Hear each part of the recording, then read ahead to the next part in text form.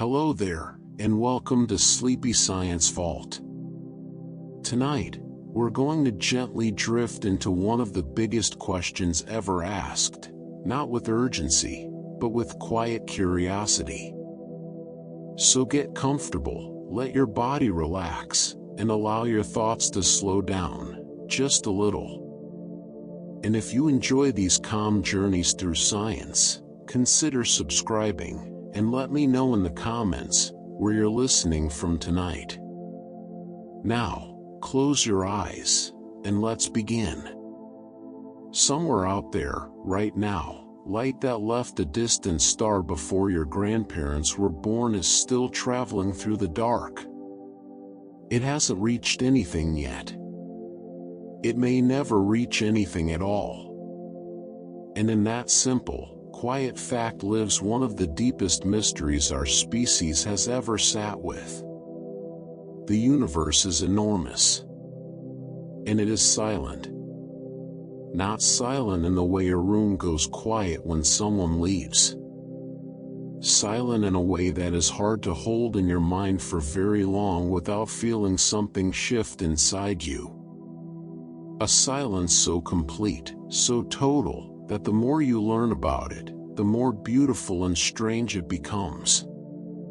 Tonight, we're going to sit with that silence together. We're going to move through it slowly, the way you might walk through a very old forest, not in a hurry, just noticing. And by the time we're done, you will have traveled farther than any human body ever has, and you will have done it lying perfectly still, breathing softly, letting go. So take a slow breath in, and let it out. And let's begin. The first thing worth knowing is this. In 1950, a physicist named Enrico Fermi sat down to lunch with a few colleagues at a research laboratory in New Mexico. They had been talking, as scientists sometimes do, about the possibility of life beyond Earth. And somewhere between the soup and the main course, Fermi looked up and asked a question so simple it almost sounds like something a child might say. "Where is everybody?" That was it. Where is everybody? Because here is the thing. The universe is around 13.8 billion years old. Our own sun is only about 4.5 billion years old. That means there were stars forming, burning, living full lives, and dying long before our solar system even existed. If life arises wherever conditions allow, and if even a small number of civilizations eventually develop the ability to communicate or travel across space, then the galaxy should, by now, be full of signals. Full of traces. Full of something we could detect. And yet, we hear nothing. We have pointed our best instruments at the sky for decades. We have built enormous dishes of metal and wire and aimed them at thousands of stars. We have filtered through rivers of data, looking for anything that didn't look like nature doing what nature does. And the answer that comes back, again and again, is the same. Nothing. This contradiction, between how full of life the universe should theoretically be, and how utterly quiet it actually seems, is what scientists call the Fermi Paradox. And it is not a problem that has been solved. It sits there, patient and enormous, waiting. Let yourself rest into that for a moment. Not with anxiety. Just with wonder. Because the silence itself is a kind of gift, if you let it be. Now, one thing worth understanding early on is that humanity's attempt to announce itself to the cosmos is extraordinarily new. We tend to think of our radio signals and television broadcasts as having filled space for a long time. But in the scale of the universe, we have been speaking for barely a breath. The first radio signals strong enough to potentially escape Earth's atmosphere only began spreading outward in the early 20th century. That means our bubble of detectable broadcasts, the sphere of space within which any civilization might have heard us, is only about 100 light-years across. 100 light-years sounds like a vast distance. And in human terms, it is utterly incomprehensible. But the Milky Way galaxy alone is roughly 100,000 light-years across. Our little bubble of hello is less than 0.1% of the width of just our own galaxy. We haven't even introduced ourselves to our own neighborhood yet. We have barely cleared our throat. And of course, the other side of that coin is equally humbling. Even if another civilization out there has been broadcasting signals for thousands of years, those signals may simply not have reached us yet. Or they may have passed through our little corner of space before we had ears to hear them. The timing has to be just right. And in a universe this old and this large, the chances of the timing being just right are very, very small. Take another slow breath. Let your body settle a little heavier. There is more space between things than there is thing. And that is worth sitting with. The distances involved are so large they require a completely different way of thinking. When scientists and astronomers talk about space, they often use the light year as their unit of measurement. A light year is the distance that light, traveling at roughly 300,000 kilometers per second, covers in one full year. At that speed, you could circle the Earth about 7.5 times in a single second. And yet it still takes light more than 4 years to reach us from the very nearest star beyond our sun. For years, traveling at the fastest speed anything in the universe is permitted to travel. And that is our closest neighbor. The distances to other galaxies are so much larger that the numbers begin to lose their meaning. The Andromeda Galaxy, our nearest large galactic neighbor, is about 2.5 million light-years away. A signal traveling at the speed of light would take 2.5 million years to arrive. Whatever civilization might have sent it would have risen and fallen and been forgotten 100 times over by the time we received the first word. This is part of why the silence makes a certain kind of sense. Not a comforting sense, necessarily, but a logical one. The universe is not just big. It is big in a way that makes connection almost structurally impossible at the speeds we can imagine. And it gets lonelier still. Even within our own galaxy, we are not exactly at the center of things. Our solar system sits on one of the outer spiral arms of the Milky Way, a region sometimes called the Orion Arm. We are not in the dense, busy core where stars are packed more tightly together. We are out here on the edge, in a quieter, less crowded part of the galaxy. This region of relative emptiness that surrounds us is sometimes called the local bubble. It is a large cavity in the interstellar medium, the diffuse gas and dust that fills the space between stars, that was likely carved out long ago by a series of ancient supernova explosions. It stretches for hundreds of light years in every direction around us. And it means that our immediate cosmic neighborhood is, by galactic standards, rather sparse. We live in a kind of suburb of the galaxy. Not where the action is. And even looking outward from here is not straightforward. The plane of the Milky Way, the dense band of stars you can sometimes see arching across a very dark sky, is thick with gas and dust. When we try to look through it, our view is obscured. There are entire regions of the galaxy we cannot easily see from Earth, simply because too much material lies between us and them. The universe is not only vast, it is also, in many places, deliberately opaque.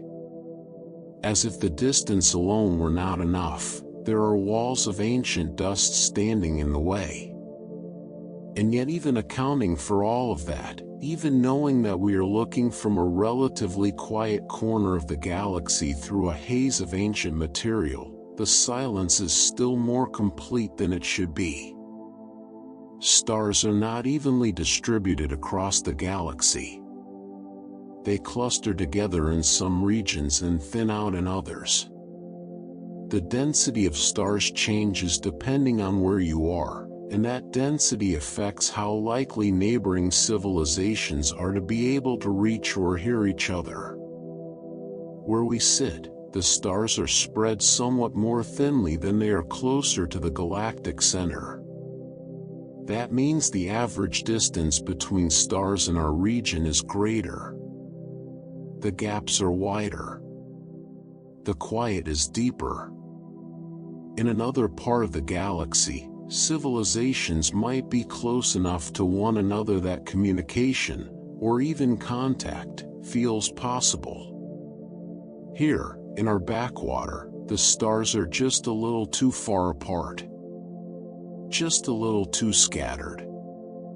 Just quiet enough that nothing comes through. And so we float. In our local bubble. On our outer arm. Around our middle-aged star. On our small blue world. Listening. And hearing nothing but the soft, ancient hum of the universe doing what it has always done, expanding, cooling, spreading out in all directions, carrying its silence with it like something precious it is not yet ready to share. Let your breath slow down now. Let the space between your thoughts grow a little wider. You are here.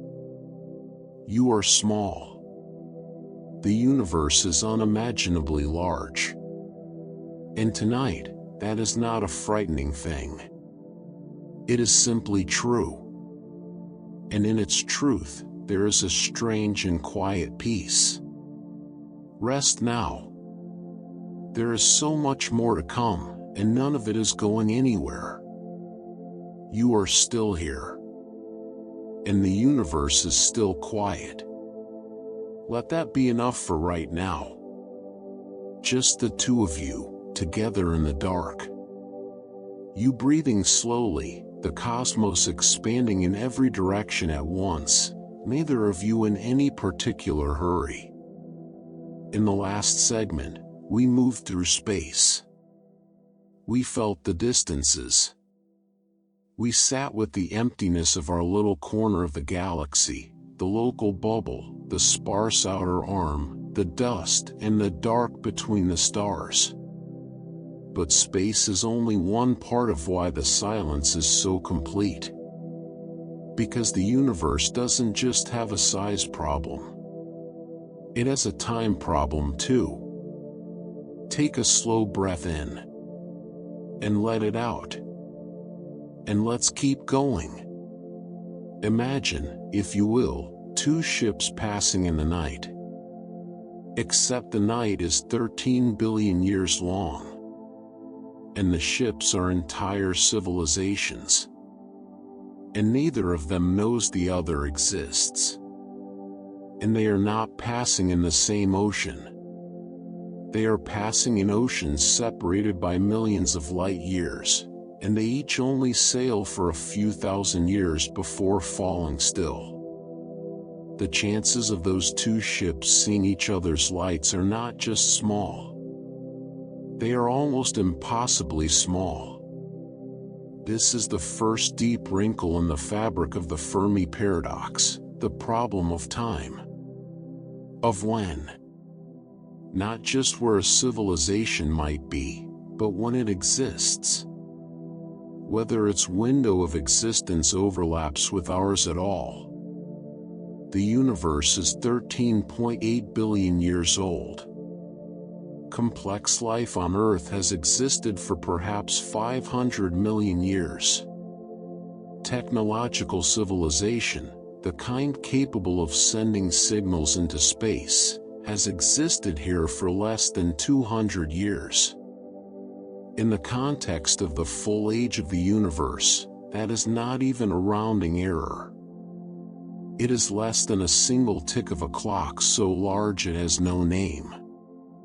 Now consider that another civilization, somewhere across the galaxy, might have risen to technological maturity 1,000,000 years ago. They might have spent 50,000 years broadcasting signals in every direction. And then something changed. They moved on, or they went quiet, or they simply stopped, for reasons we can't yet imagine.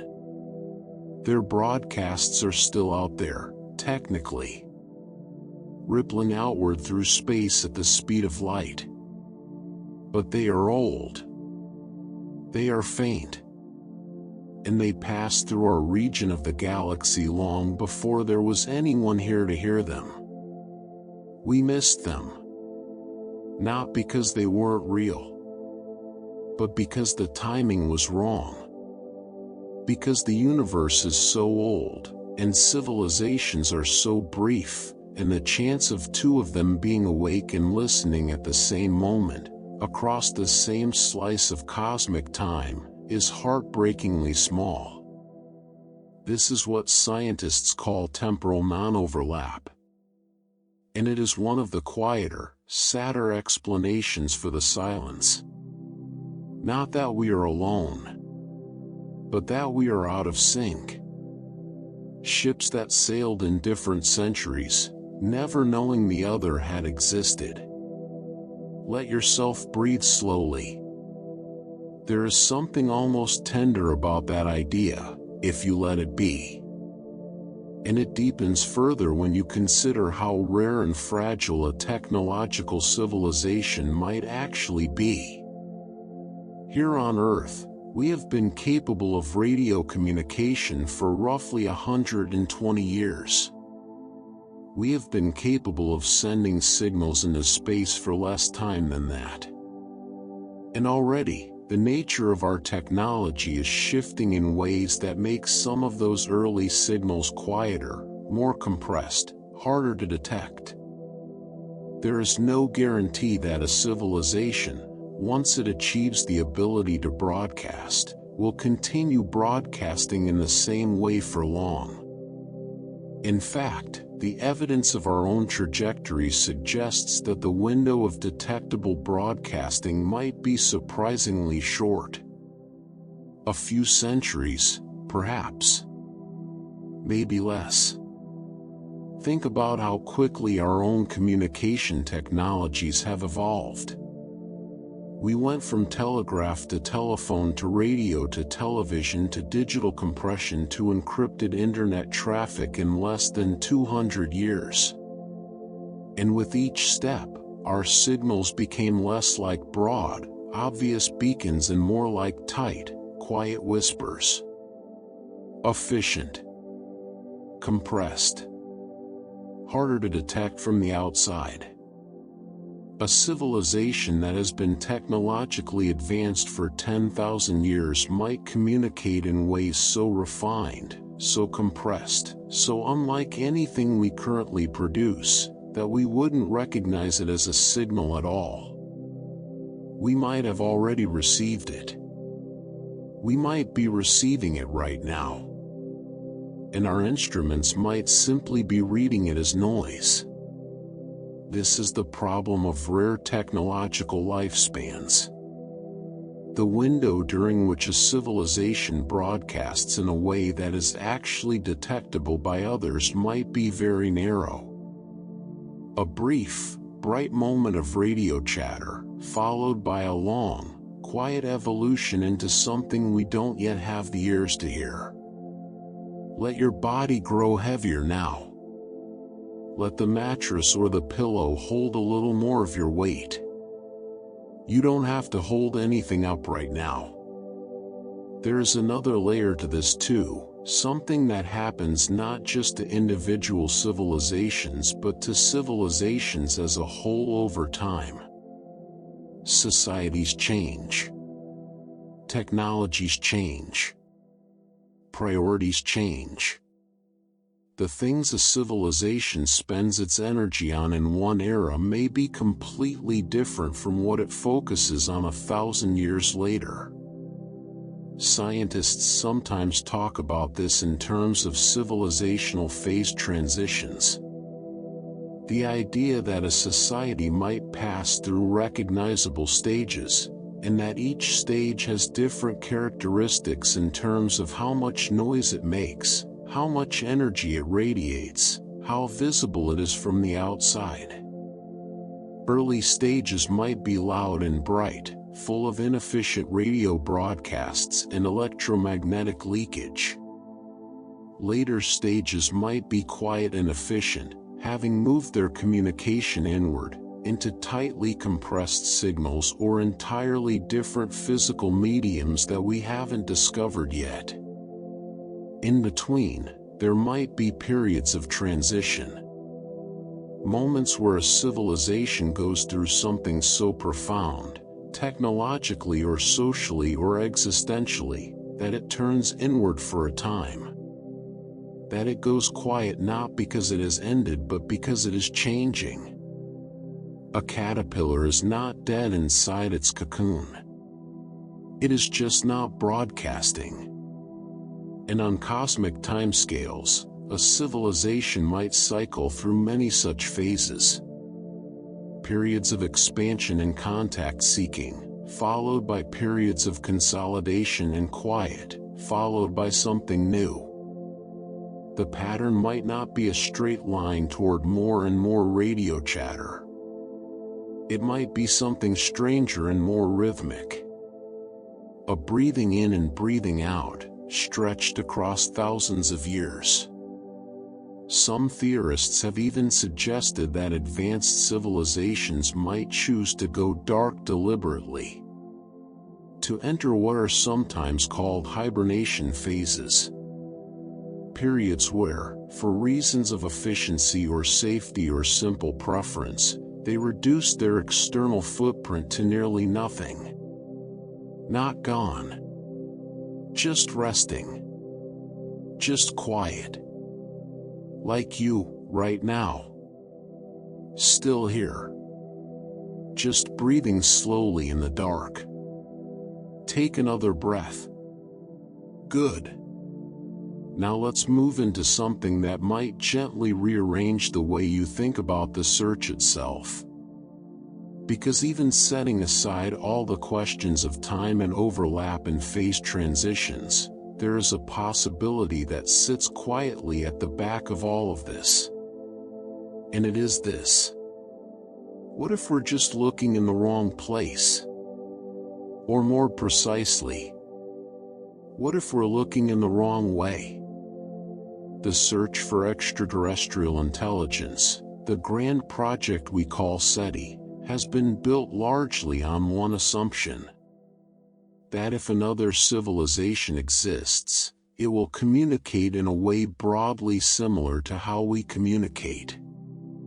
With radio waves. With electromagnetic signals and frequencies we know how to detect. With something that looks, more or less, like what we would produce. But that assumption is a product of where we are in our own development. We use radio waves because that is what we know how to do. Because that is the tool we have. And we are searching for what we know how to look for, which is entirely understandable, and also, possibly, entirely wrong. This is what scientists call detection mismatch. The idea that we may be searching in a frequency range, or a medium, or a dimension of physical reality that an advanced civilization has long since moved past. Think of it this way. Imagine someone in the 18th century trying to detect the presence of modern cities. They are standing on a hilltop with a telescope, looking for torchlight and fire signals. And the city is right there, just over the next hill, blazing with electric light, humming with fiber optic cables, full of wireless signals moving through the air at every moment. But they can't see it, because they are looking for torchlight. We might be the people on the hilltop, and the universe might be blazing all around us in frequencies and mediums and physical phenomena we don't yet have the instruments, or the concepts, to detect. This is the problem of technosignature evolution. The signals that an advanced civilization produces change over time.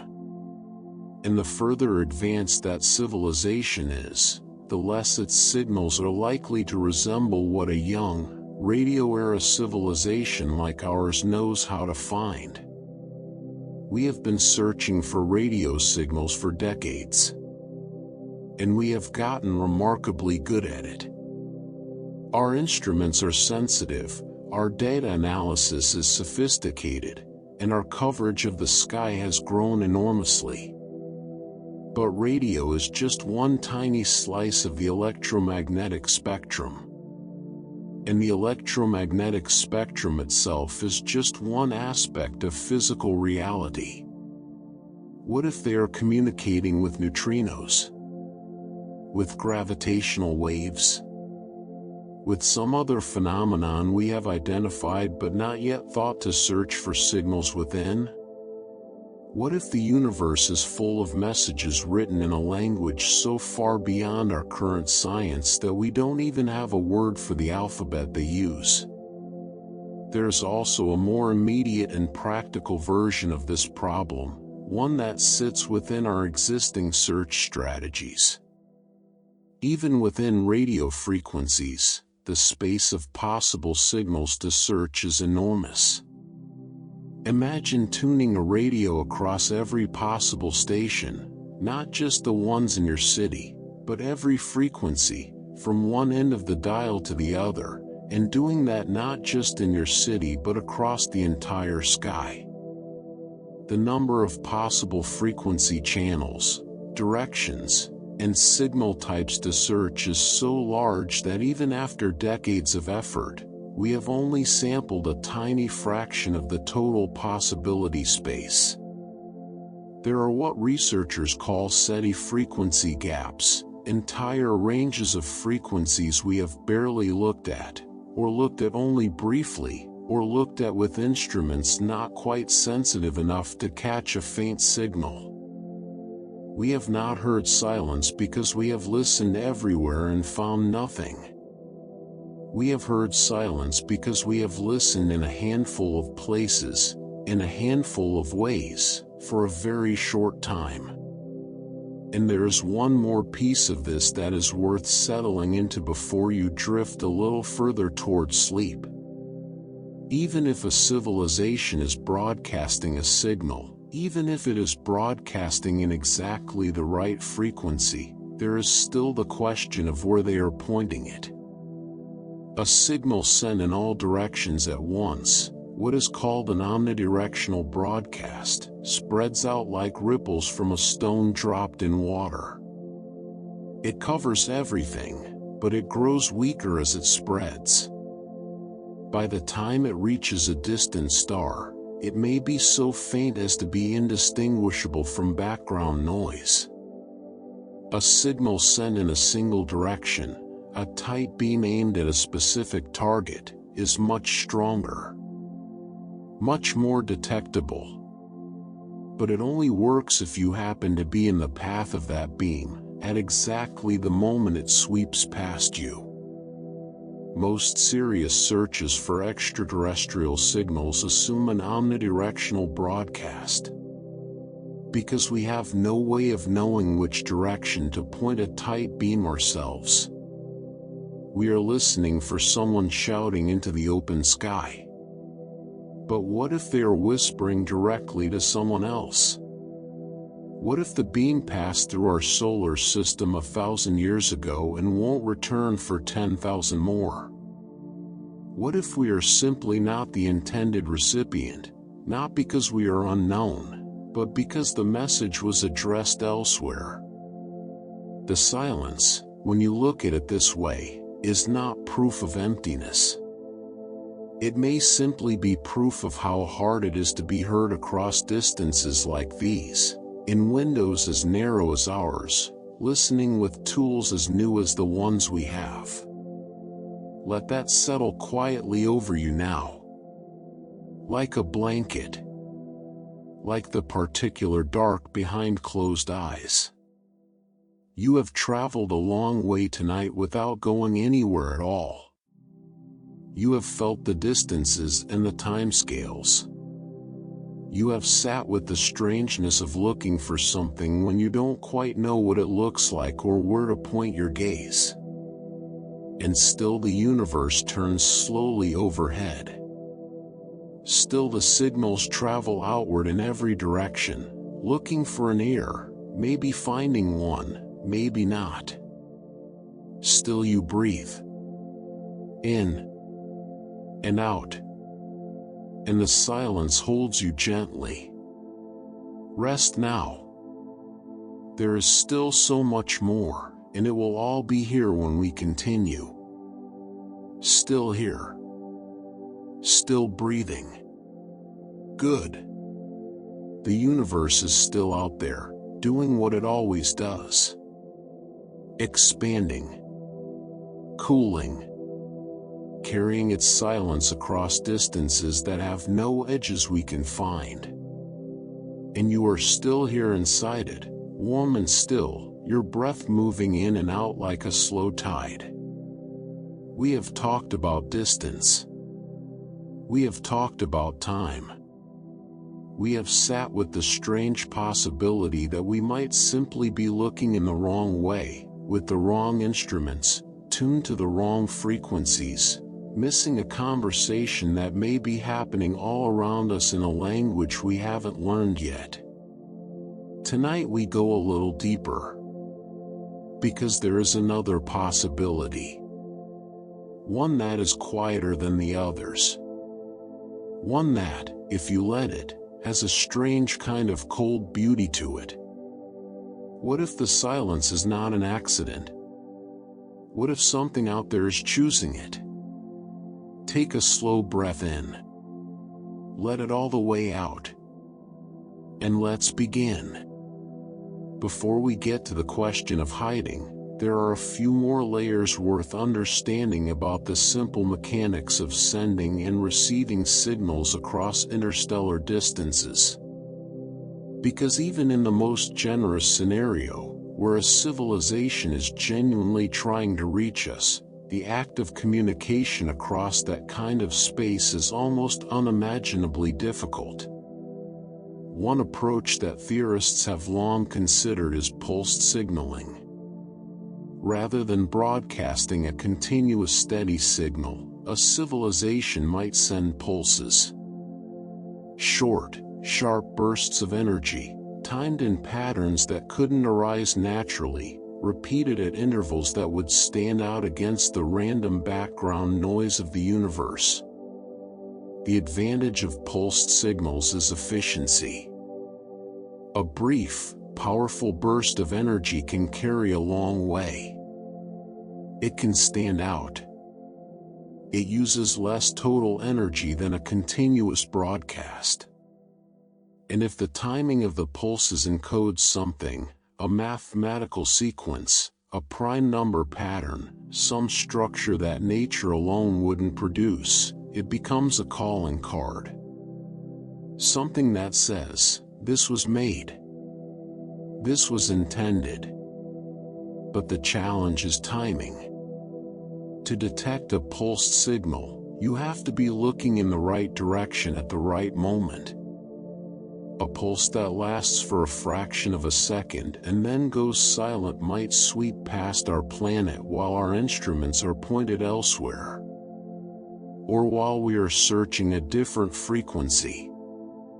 Or simply while no one is watching that particular patch of sky. We might have already received 100 such pulses. We might have received one and dismissed it as interference. In 1977, a radio telescope at Ohio State University detected a signal so unusual that the researcher who spotted it circled it on the printout and wrote a single word in the margin. Wow! The wow signal, as it became known, was never detected again. It came from the direction of the constellation Sagittarius. It lasted 72 seconds, the full window of the telescope's observation. And then it was gone. Decades of follow-up observations have found nothing. It may have been interference. It may have been a natural phenomenon we don't fully understand. But it also may have been a pulse. A single sweep of something deliberate, passing through our small corner of the galaxy, caught for one brief shining moment and then gone. We simply don't know. Let your breathing slow a little more. There is comfort in not knowing, if you hold it the right way. And even if a signal were detected clearly and unmistakably, the question of understanding it would open up a whole new kind of silence. Because the complexity of encoding information, of packing meaning into a signal that can survive a journey of thousands of light years and still be parsed by a mind that grew up in a completely different world, is staggering. We tend to assume that mathematics would be the universal language.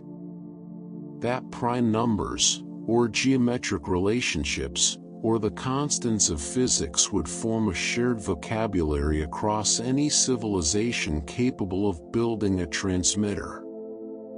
And perhaps they would. But even if a signal is recognizably mathematical in structure, unpacking what it actually means, what it is trying to say, what its creators intended, might take generations.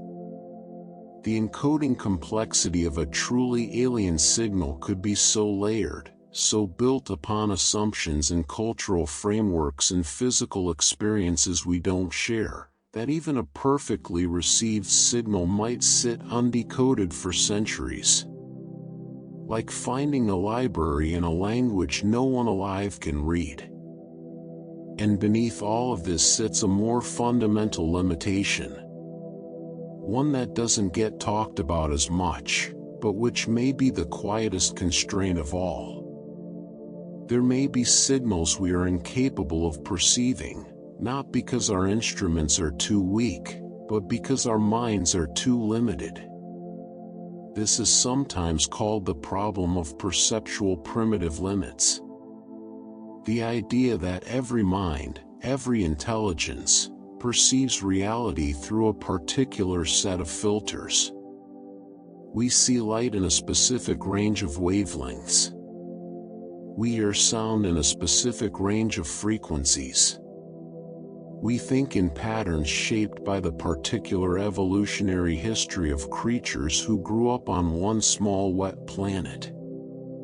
An intelligence that evolved differently, that processes reality through different sensory apparatus and different cognitive architectures, might communicate in ways that are simply outside the range of what we are capable of noticing, even in principle. Not because the signal is weak, but because the concept of signal itself might mean something different to them than it does to us. We are looking for something that looks like us. Because we can only look with the eyes we have. And perhaps that is enough to explain the silence, all on its own. Breathe slowly.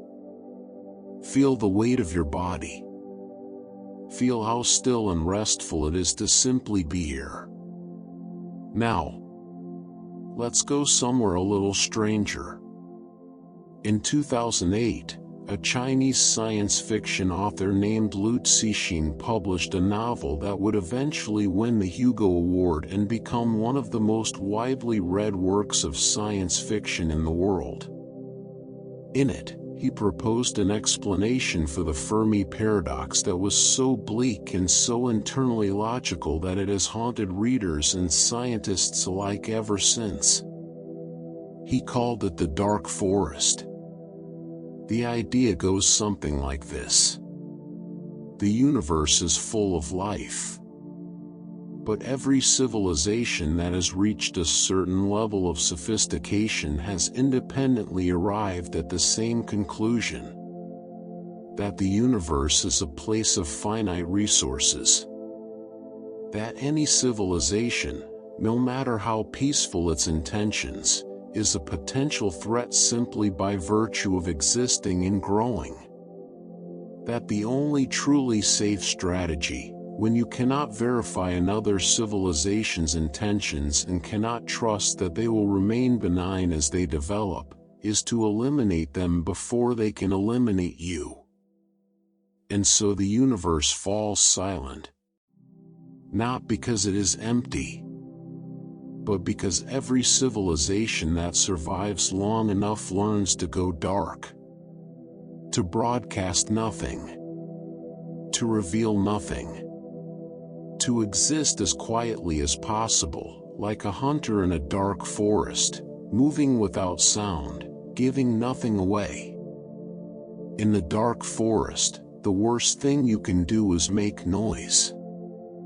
And we, here on Earth, have been making noise for over a century.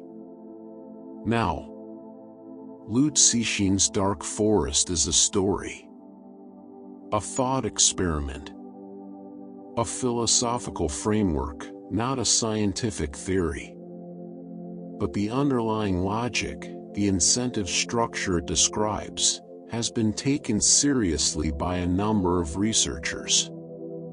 Because the question of whether it is safe to advertise your existence is genuinely unresolved. We don't know what's out there. We don't know what an intelligence that has had 1 billion years to develop would look like, or want, or do. We don't know if the values of another civilization would look anything like ours.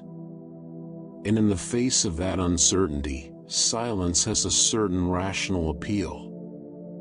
This is what theorists call camouflage incentives.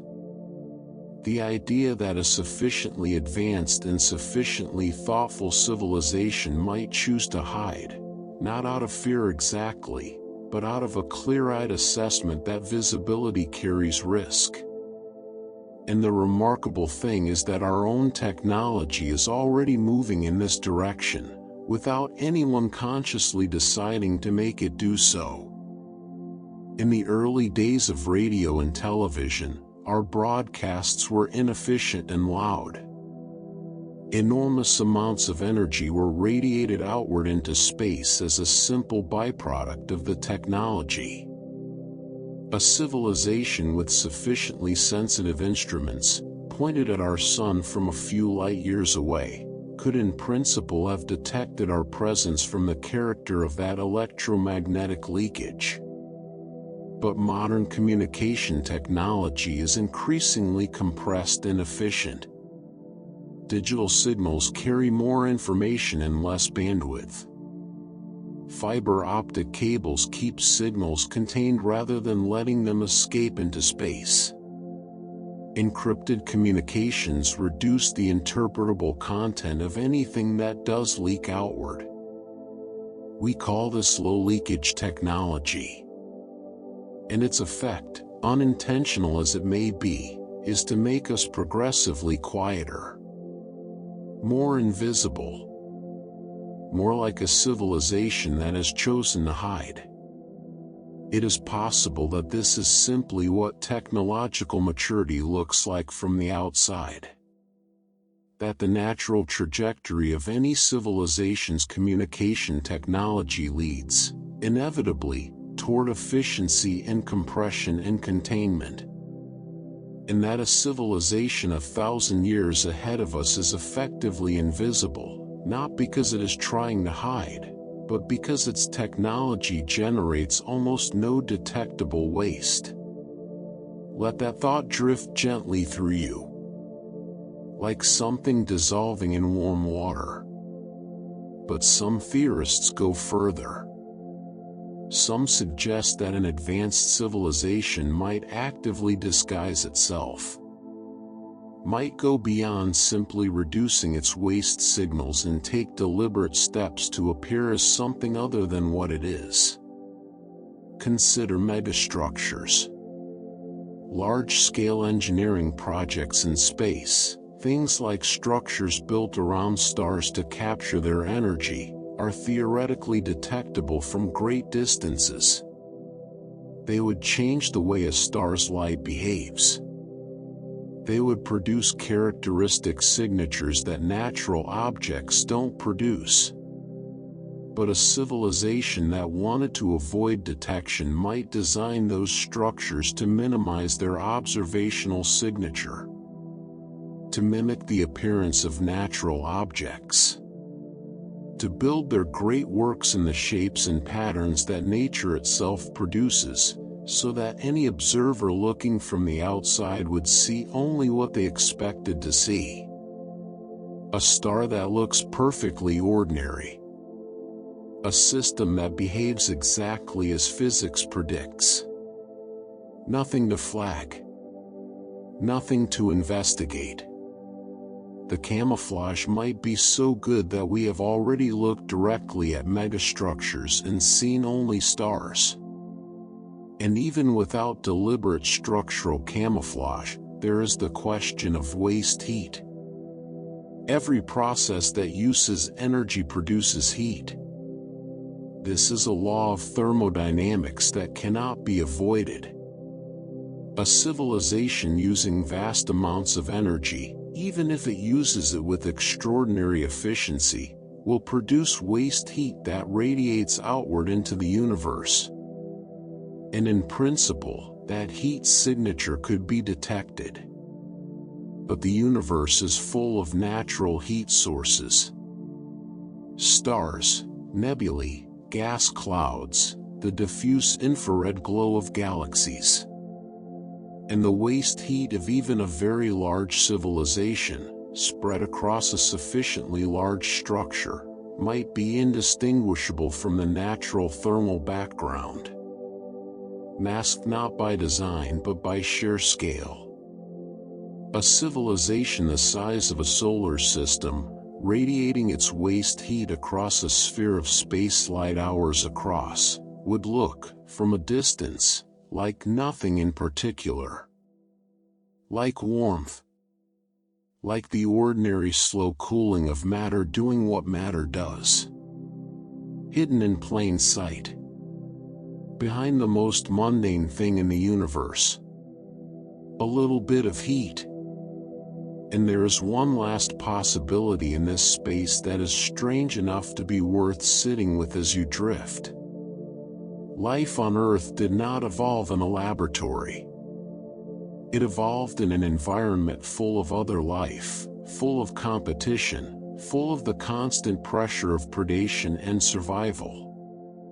And one of the strategies that life evolved in response to that pressure is mimicry. The ability to look like something you are not. To resemble something harmless, or dangerous, or simply uninteresting, in order to survive. Some theorists have proposed that something similar might operate at the civilizational level. That if the universe is indeed a competitive environment, the civilizations that survive long enough to become advanced might be precisely the ones that evolved, culturally or technologically, toward mimicry. Toward presenting a false face. Toward looking, from the outside, like something other than what they are. predatory mimicry at a cosmic scale. A signal that looks like noise. A structure that looks like a natural object. A heat signature that looks like background radiation. The survivors of the dark forest might be the ones we would never think to look for, because they have made themselves look like nothing at all. And that means the silence might not be empty. It might be full. Full of things watching. Full of things waiting. Full of ancient intelligences so practiced in the art of invisibility that even the space between their molecules says nothing. Or it might simply be full of stars. Burning quietly. Knowing nothing. Caring about none of this. And somehow, both possibilities are peaceful. Because you are here. And the sky is doing whatever it does.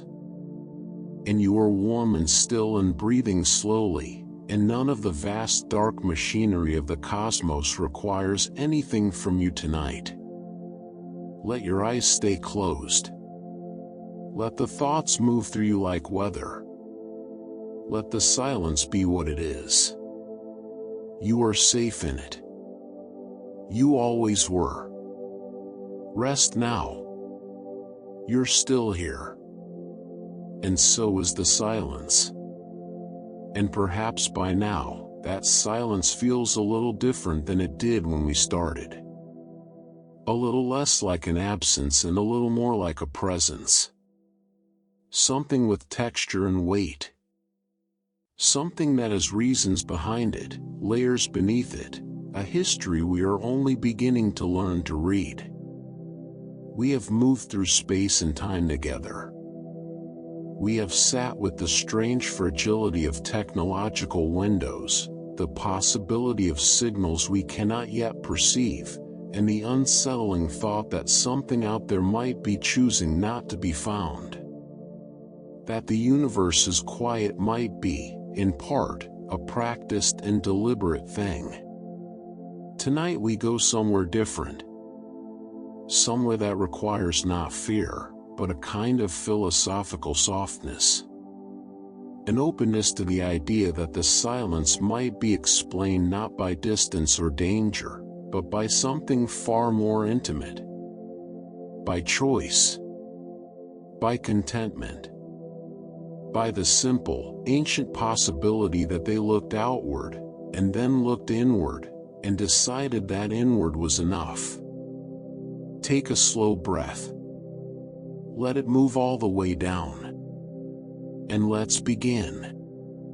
There is an assumption woven into the very fabric of the search for extraterrestrial intelligence, one so fundamental that it rarely gets examined directly. And it is this: that any civilization capable of reaching across interstellar distances would want to. That the drive to expand, to explore, to make contact, to reach outward into the dark and say here we are, is universal. That it is what intelligence does, given enough time and enough technology. But is it?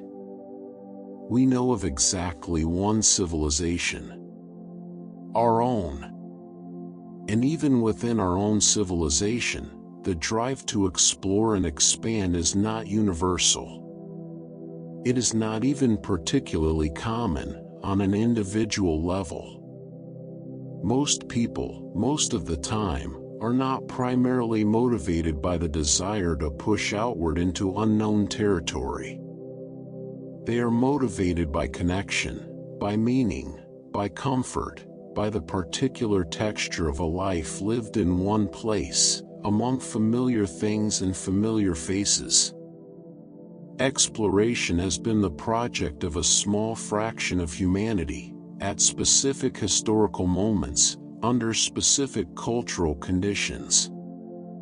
It is not a law of intelligence. It is a tendency, present in some contexts, absent in others. And if that is true of us, it might be true of others as well.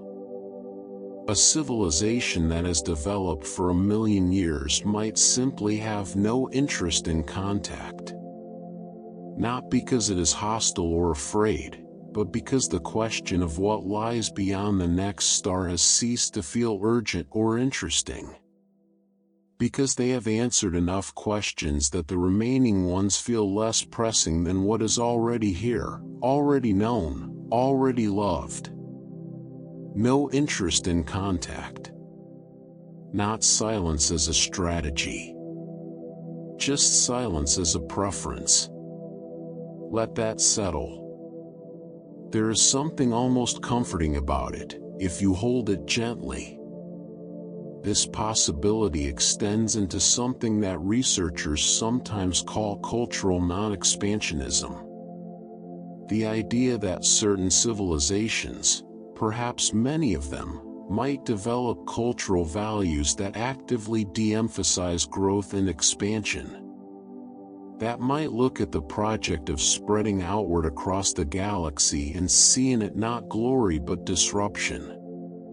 Not progress but a kind of violence against the quietness of things. We tend to assume that more advanced means more expansionist. That a civilization with the technology to reach other stars would inevitably use it. But technology and values are not the same thing. A civilization might develop the capacity to expand and then, after careful consideration, decide not to. Decide that the galaxy is fine as it is. That other worlds are not theirs to fill. Cultural non-expansionism might be the most common outcome of technological maturity. A civilization that has processed enough history, that has watched enough of its own previous expansions cause unintended harm, might arrive at a philosophy of restraint. Of staying home. Of tending what is already here rather than reaching for what is out there. And alongside that, there is something called aesthetic isolationism, which sounds clinical but is actually, when you sit with it, quite beautiful. Imagine a civilization so old, so internally rich, so full of art and music and experience and philosophy and ways of knowing the world, that the outside universe has simply become less interesting than what they have already built. Not less real. Not less vast. Just less compelling than the infinite complexity of what they have made of themselves. We are a young civilization. We have been building our culture for a few thousand years. And already the inner world of human experience, the accumulated art and literature and music and mathematics and philosophy and science, is so vast that no single person could explore more than a tiny fraction of it in a lifetime. Now imagine 10,000 more years of that. 100,000. 1,000,000. The inner universe of a civilization that old might be so rich, so deep, so endlessly generative, that the physical universe outside feels thin by comparison. Not empty. Just not the most interesting direction to look. Aesthetic isolationism. The quiet preference for the world already built over the world that might be reached. Breathe slowly. Feel the small, private richness of your own mind. All the memories and images and feelings living quietly in there. All the interior weather of just one human life. Now multiply that by 1,000,000 years. And understand why they might not be calling. There is also a simpler, more practical version of this idea. One that has less to do with philosophy and more to do with how resources get allocated as a civilization matures. Every civilization makes choices about where to direct its energy and attention. What to build, what to explore, what to prioritize. And it is entirely possible that as a civilization becomes more technologically advanced, the project of interstellar communication simply falls lower and lower on the list of things that seem worth doing. Not because it isn't interesting, but because there are other things that are more interesting, more pressing, more rewarding in the short and medium term. A civilization managing the needs of billions or trillions of inhabitants, developing new forms of energy, exploring the inner structure of matter and mind, might simply never get around to the long, expensive, uncertain work of trying to reach a neighboring star. Resource allocation priorities shift over time, and interstellar contact might consistently lose out to more immediate concerns, across civilization after civilization, across the galaxy. The silence might be, in part, a budget decision. And then there's post-scarcity inwardness, which is perhaps the most philosophically interesting of all of these possibilities. We live in a world of scarcity. We need food, water, shelter, energy. We compete for these things. And that competition shapes our priorities, our drives, our relationship with expansion. We explore partly because we need more. More land, more resources, more room.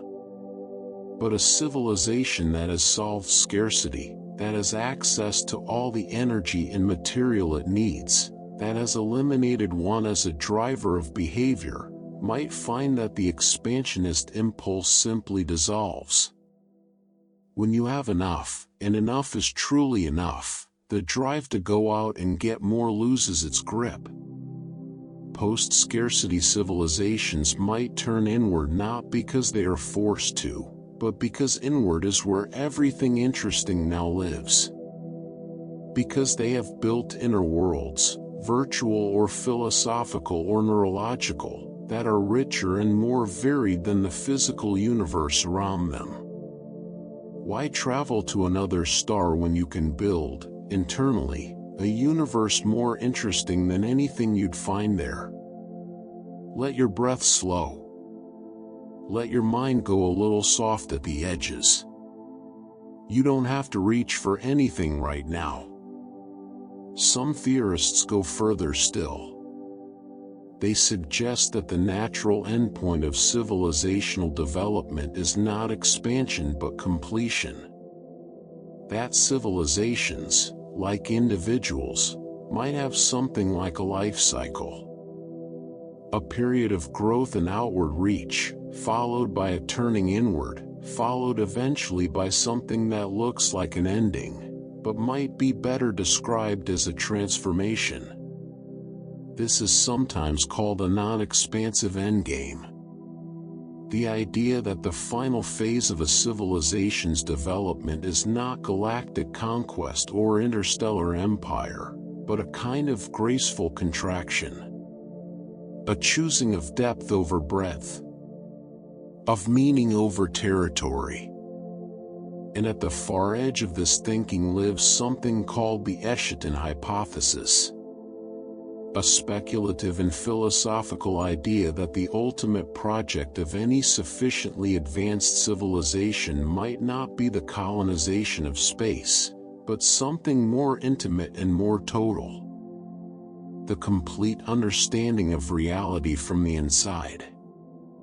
Not going out. Going in.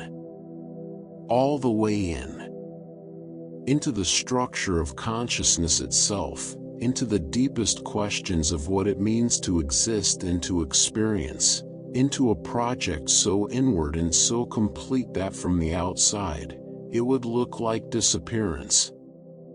Not death, but a turning away so total that it resembles absence. And from our vantage point, listening for radio signals, it would be indistinguishable from silence. Now, let's move into the final layer of tonight's journey.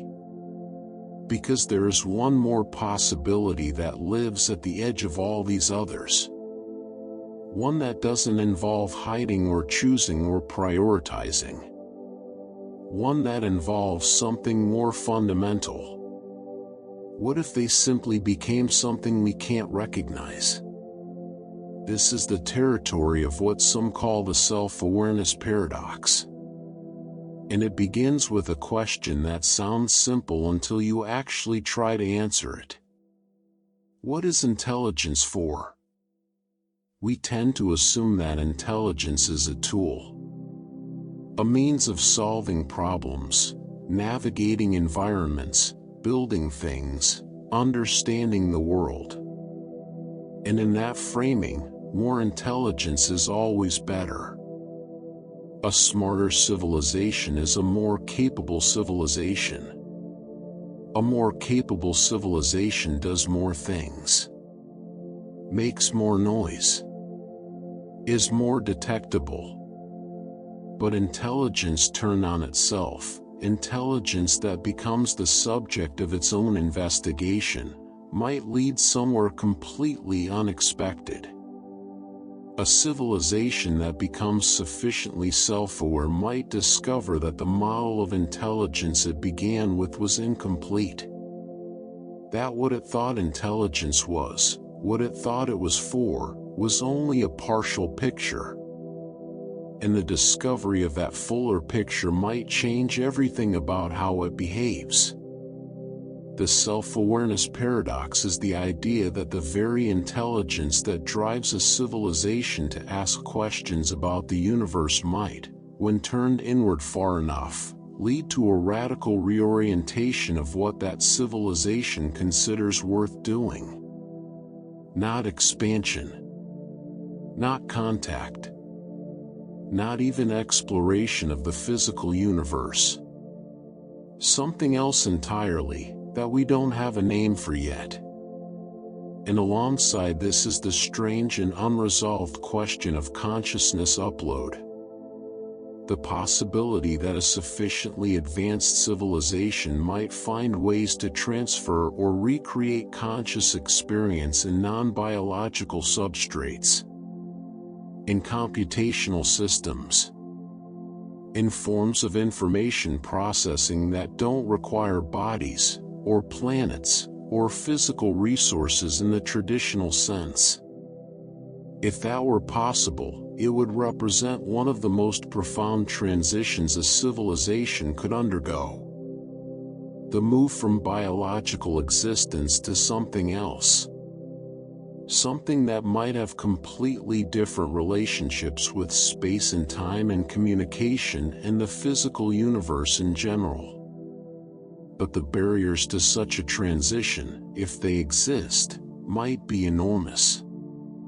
And the transition itself might be so consuming, so total, so disorienting, that a civilization passing through it becomes effectively invisible for a very long time. Not gone.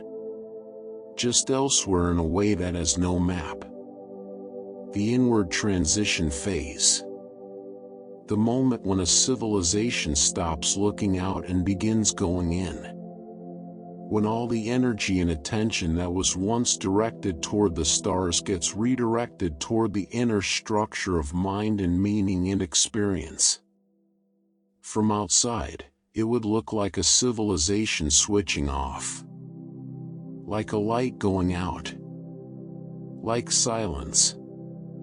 And maybe that is what most of the silence is. Not empty space. Not hidden predators. Not budget constraints or aesthetic preferences or cultural choices, though perhaps some of those too. Maybe most of the silence is civilizations in the middle of becoming something we don't yet have the concepts to understand. Turning inward through transitions so profound that they make interstellar contact feel like a very early chapter. a chapter they have already read. And we are still on the first page. Still young enough to look outward. Still new enough to find the question exciting rather than already answered. Still here, in the dark, listening. And isn't that something? Isn't that its own kind of beautiful? To be at the beginning. To still be asking. To have all of it still ahead, the understanding in the transition and whatever comes after, while tonight you are simply here. Breathing. Warm. Held by the planet that made you.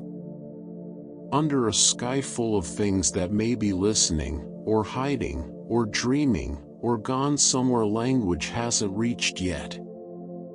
All of it is fine.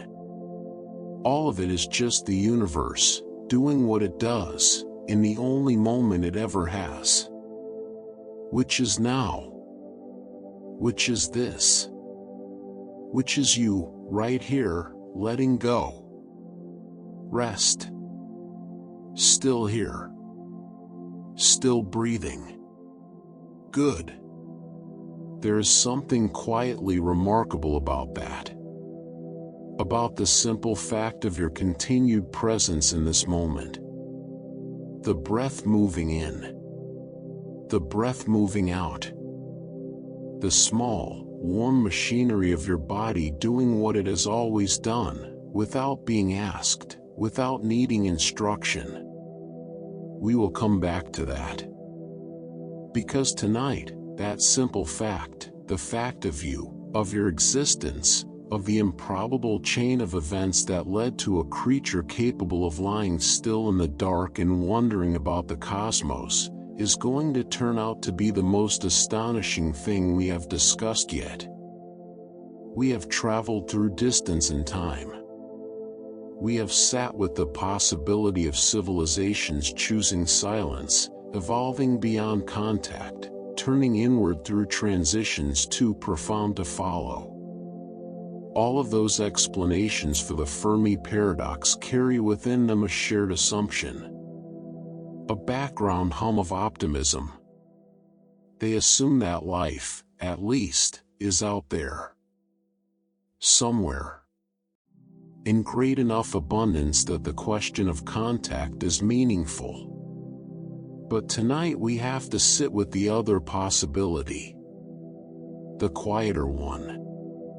The one that says maybe the universe is silent not because life is hiding or evolving or choosing something else, but because life is extraordinarily, almost impossibly rare.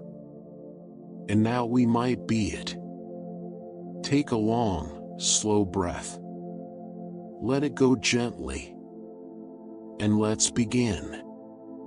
The last segment ended with a kind of philosophical vertigo. The idea that advanced civilizations might transcend the physical universe as we understand it. Might pass through some threshold of development that takes them somewhere else entirely. Somewhere that shares no border with the world our instruments can see. This is called the transcension hypothesis. And it is one of the stranger and more beautiful ideas in this entire conversation. The suggestion that the natural trajectory of intelligence is not outward into space, but inward into inner space. Into the microscopic. Into the structure of computation and consciousness in physics at its finest scales. Where we imagine a great civilization might build outward, sphere by sphere, star by star, the transcension hypothesis suggests it might instead build inward. Compressing more and more complexity into smaller and smaller spaces. Finding that the frontier is not the galaxy but the atom. Not the next star system but the next layer of physical reality, waiting to be open like a door that was always there. And at the furthest edge of this thinking is the idea of an interdimensional shift. The possibility that physics, fully understood, contains more than the 4 dimensions of space-time we experience. That there are other modes of existence, other theaters of reality, that a sufficiently advanced civilization might learn to access. Not as metaphor, not as science fiction, but as a genuine possibility that our current understanding of physics does not rule out. If civilizations can shift into other dimensions of reality, then the silence makes perfect sense. Not because they left, but because they stepped through a door we haven't found yet, into a room we can't see from here. And the universe we observe, our vast, cold, mostly empty universe, is simply the lobby. The place where young civilizations stand, looking around, wondering where everyone went. Let that image drift through you. Vast and strange and somehow peaceful. And now let's turn towards something different. Something that lives not at the frontier of physics but right at the heart of biology. Because all of those explanations, the transcension, the inward turn, the interdimensional doorways, they all still assume that intelligence arises. That somewhere, on some world, matter organizes itself into life, and life complexifies into awareness, and awareness reaches far enough to ask questions like these. But what if that process is not common? What if it is vanishingly rare? The universe contains somewhere between 100 billion and 2 trillion galaxies. Each galaxy contains, on average, hundreds of billions of stars. The numbers are so large they become meaningless very quickly. And when we look at numbers like that, it is easy to assume that life must be somewhere in them. That the sheer scale of the cosmos guarantees company. But scale alone does not guarantee anything. A desert is large. A desert is mostly empty. The question is not how many stars there are. The question is how many of the right conditions, stacked in the right order, at the right time, all occurring together, would actually produce something like us. And when you begin to count the steps, the silence starts to make a different kind of sense. Intelligence, the kind that builds radio telescopes and writes poetry and lies awake wondering about the cosmos, is not just rare. It may require a sequence of prerequisites so specific and so unlikely that across a universe of 2 trillion galaxies, it might have happened only once. Here, this is what some researchers call the rare intelligence threshold. Not the rarity of life itself, but the rarity of the particular kind of life that becomes capable of asking questions about the universe. Simple life, microbial life, chemistry that replicates and responds to its environment, might be relatively common. Some scientists believe it could be widespread, wherever conditions allow. But the step from simple life to complex intelligent life is not a small step. It is not even a big step. It is a series of enormous, improbable leaps, each of which could have gone differently, each of which represents a kind of miracle in the non-supernatural sense. An event so unlikely that its occurrence is cause for genuine astonishment. Let your body settle into stillness for a moment. And consider what had to happen for you to exist. One of those leaps is multicellularity. The transition from single-celled organisms to complex creatures made of many different kinds of specialized cells. On Earth, single-celled life appeared relatively quickly after the planet formed and cooled enough to support it. But for roughly 2 billion years after that, life on Earth went essentially nowhere. It stayed simple. It stayed single-celled. It metabolized and reproduced and evolved, but it did not complexify. The transition to multicellular life happened once, or a very small number of times, after an almost incomprehensibly long period of biological stagnation. And it opened the door to everything that came after.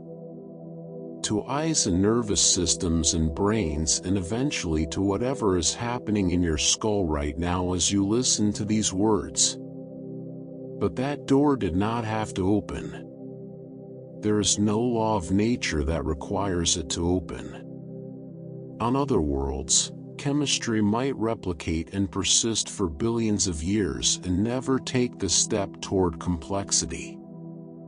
The universe might be full of planets coated in quiet, simple, ancient microbial life, frozen at that first step, never reaching the next one. Rare multicellularity. One gate among many that life must pass through on the way to something capable of looking at the sky and wondering. And the gates don't stop there.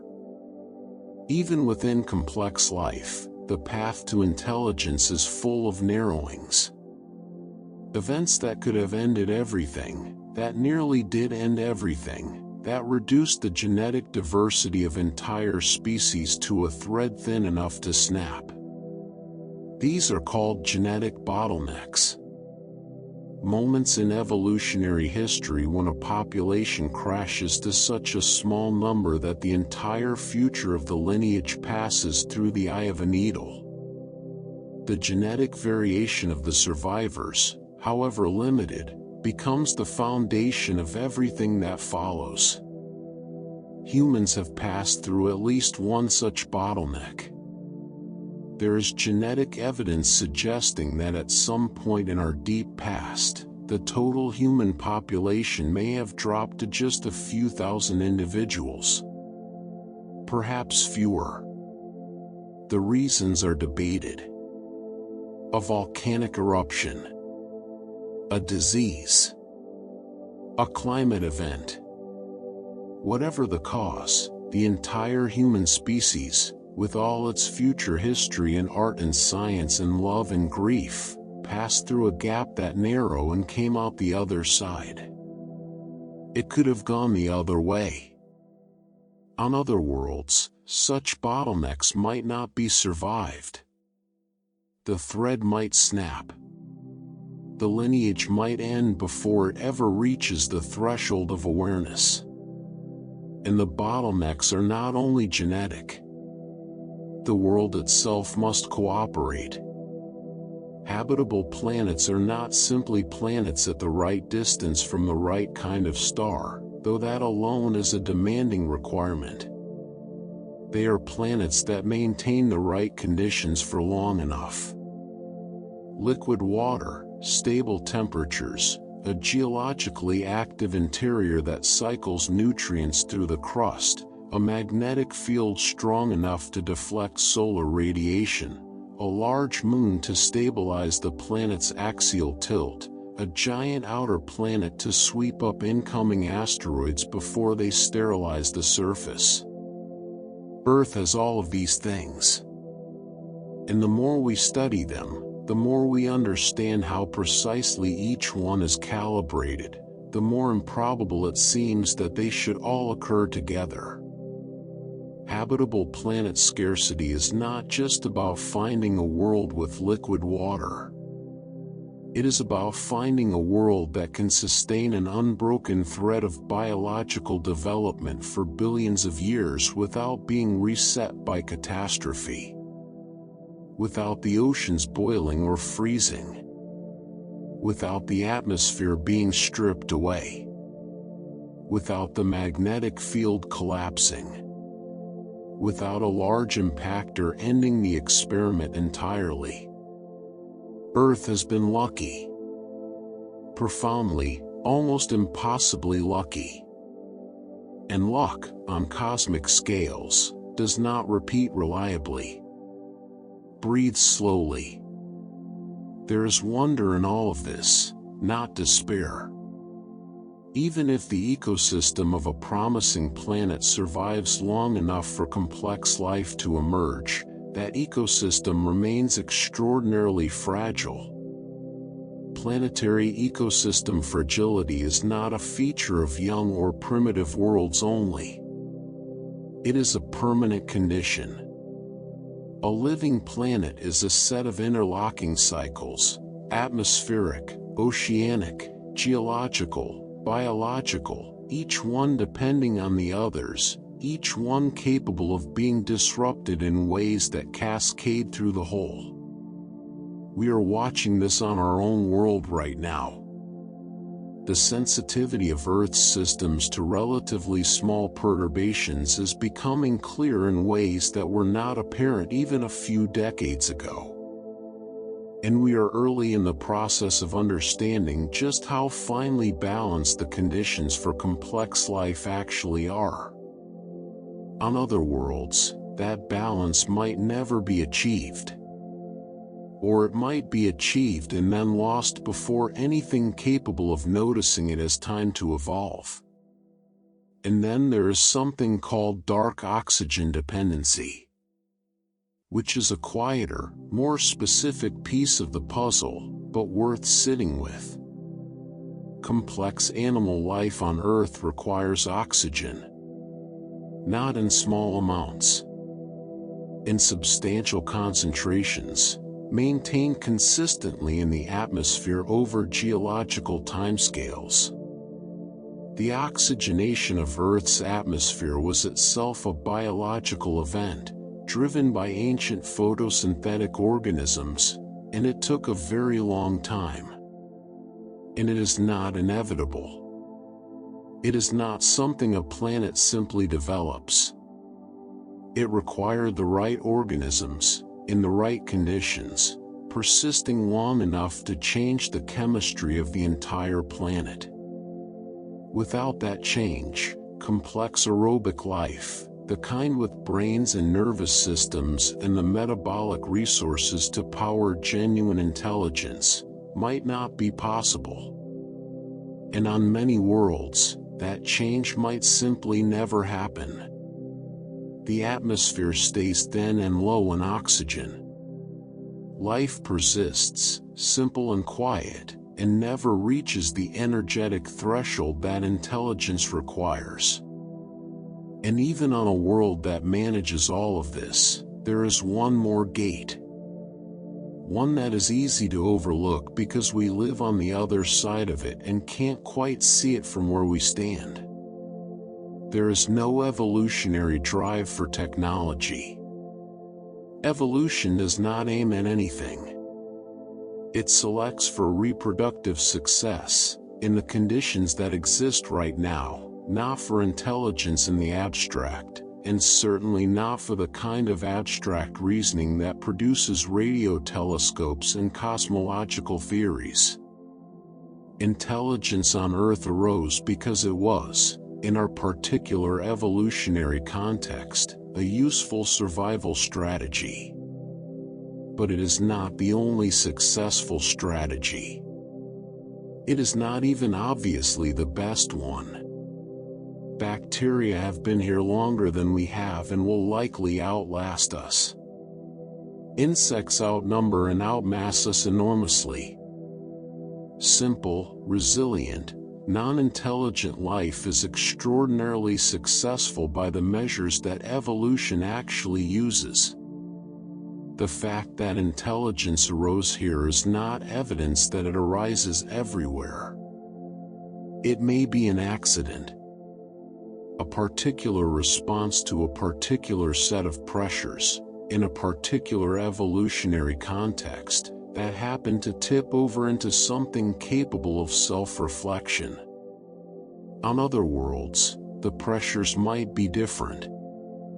The successful strategy might be different. And intelligence might never get started. Take a long, slow breath. And now we come to something that lives at the far end of all of this. Something that sits at the intersection of everything we have discussed, and adds one final, sobering layer. If the path to intelligence is so long and so difficult, so full of gates and bottlenecks and improbable transitions, then perhaps the silence is explained by something simpler and more complete than anything we have considered so far. Perhaps civilizations don't just fail to arise. Perhaps they arise, briefly, and then end. This is the idea of the great filter. The possibility that somewhere on the path from simple chemistry to spacefaring civilization, there is a step, or a set of steps, so difficult, so dangerous, so likely to go wrong, that almost nothing makes it through. The great filter might be behind us. It might be one of the things we just discussed. Multicellularity. The development of complex life. The emergence of intelligence. If those steps are rare enough, then we may have already passed through the filter, and the silence is explained by how few made it to where we are. And if that is true, then we are among the first. One of a tiny number of civilizations, perhaps the only one, to have navigated every bottleneck, survived every catastrophe, passed through every narrow gate. That would make this, the world you are resting on right now, the sound of your own breath moving through your body in the dark, something almost beyond imagining. The rarest thing in the universe. Awareness, looking at itself. Life, wondering about life. The cosmos, grown curious about its own silence. And it would mean that the question of the great filter is not entirely historical. Because some filters may be behind us. But some may still lie ahead. The self-destructive filters. The ones that civilizations build themselves. The ones that grow out of the same intelligence that made the radio telescopes and the cities and the questions. That is where we are going next. But not tonight. Tonight you have already traveled far enough. Through the rarity of multicellular life. Through genetic threads that nearly snapped. Through atmospheres that took billions of years to fill with breath. Through evolutionary accidents that could have gone the other way. Through all of it. And here you are. The improbable outcome. The thing that almost didn't happen. Lying quietly in the dark. Still breathing. Still here. Let that be the last thought that carries you down. Not the vastness of the universe. Not the silence. Just this. You happened. Against all the odds, in all the right conditions, through all the narrow gates. You happened. And that is everything. Rest now. Still here. Still breathing. Good. Let the breath come slowly. Let the body be heavy. Let whatever thoughts were moving through you before you pressed play drift a little further away, like boats leaving a harbor, growing smaller, quieter, until they are just shapes on the horizon. You are in good hands tonight. The universe has been holding things far larger than you for a very long time. Last time we sat together with the rarity of life. With the long, improbable road from simple chemistry to a creature capable of lying in the dark and wondering where everyone is. We passed through genetic bottlenecks and fragile atmospheres and the particular evolutionary accidents that led, step by improbable step, to something like a mind. And we ended at the threshold of the great filter. That idea, vast and sobering and still unresolved, that somewhere on the path from simple matter to starfaring civilization, there is a step almost nothing survives. We wondered whether that filter might be behind us. Whether the rarity of life and intelligence might itself be the filter, and we might already be through it. Tonight we have to sit with the other possibility. The one that is harder to hold. Take a slow breath in. And let it go. And let's begin.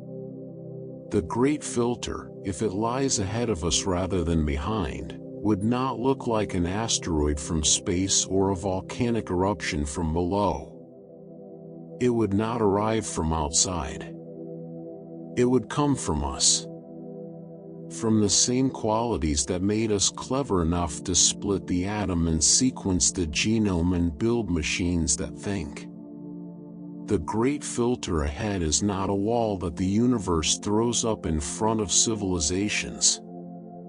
It is a door that civilizations build themselves, and then walk through, not knowing what is on the other side. We can already see the shapes of what those doors might be. The development of technologies so powerful that they outpace the wisdom required to use them carefully. The concentration of destructive capability into smaller and smaller packages, accessible to smaller and smaller groups.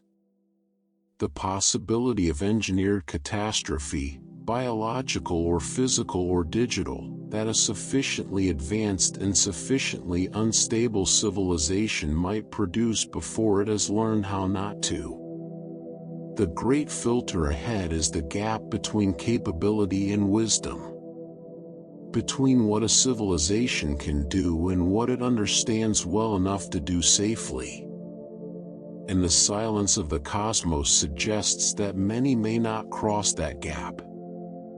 That most may reach this point, this particular point, this moment of immense power and incomplete understanding, and not make it through.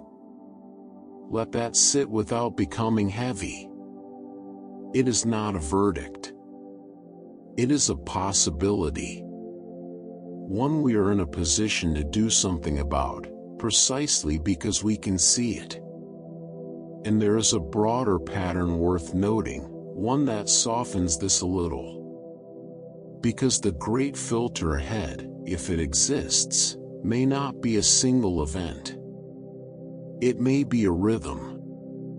Some researchers who think about civilizational longevity note that collapse is not the same as extinction. Civilizations on Earth have risen and fallen many times. Rome, the Bronze Age societies, the great cities of the ancient world. They collapsed. They went quiet. And then something else arose from the remains, changed, reorganized, carrying forward fragments of what came before. Cyclic civilization falls might be a universal pattern.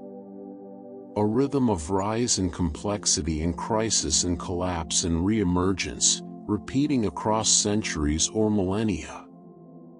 And if that is true, then a civilization in a collapse phase would look, from the outside, exactly like silence.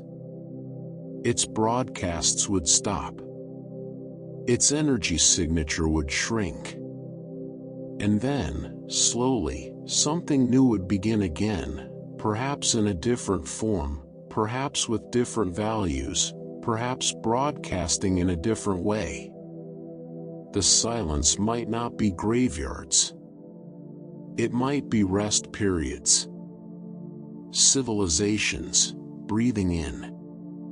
And even without self-inflicted crisis, the universe itself does not make things easy. natural disaster frequency across geological and astronomical timescales is simply part of the cost of existing on a planet in an active solar system in a galaxy full of energetic events. Gamma-ray bursts, the most energetic explosions in the known universe, could sterilize entire regions of a galaxy. Supernovae in the wrong proximity could strip away atmospheres over relatively short timescales. Impacts, magnetic field reversals, ice ages triggered by orbital variations. The list of things that can interrupt or end a civilization's development without any help from the civilization itself is very long. Any one of them, arriving at the wrong moment in a civilization's development, too early for sufficient resilience and too late to have been survived already, could silence a world that might otherwise have eventually called out. The universe is not hostile, exactly. It is simply indifferent. And indifference, at scale, looks very much like hostility when you are small enough. Breathe slowly. Let the indifference be peaceful rather than frightening. Because here is something that changes the texture of all of this. Here is the thought that, if you let it, might be the most quietly thrilling thing we discuss all night. What if we are not late to the party? What if we are early? We have been assuming, in the background of everything, that the universe has had plenty of time to produce intelligence. That we are looking for signals from civilizations older than ours, more advanced than ours, that have had millions or billions of years of head start. But what if that assumption is wrong? What if the conditions that allow for the kind of life that eventually produces intelligence are themselves relatively new? What if the universe needed time, billions of years, to build up enough of the heavy elements that complex chemistry requires? What if the first few billion years of cosmic history were a kind of preparation, a long slow accumulation of the ingredients that life needs, and the age of life, the era in which intelligence can arise and flourish, is only just beginning? Some cosmologists have suggested exactly this. That we are among the first arrivers. That rather than being a late and unremarkable civilization in a galaxy full of ancient ones, we might be early. Ahead of the curve. Born at the beginning of the long epoch in which intelligence becomes possible in this universe. If that is true, the silence is not evidence of our isolation. It is evidence of our earliness. We are not looking for signals that went unanswered. We are the first ones to the conversation, setting the table before the other guests have arrived. Let that land quietly. The universe is 13.8 billion years old. It may last for trillions more. The stars being born today will burn for hundreds of billions of years. And on the planets forming around them right now, in this moment, life might eventually arise and look up at its sky and wonder exactly what we are wondering, long after everything we know has become part of the geological record of a much older cosmos. We might be the ancestors. The ones who came first. And the silence around us might be the silence of a universe that is still, mostly, getting ready. This idea has a name. Phase transition timing.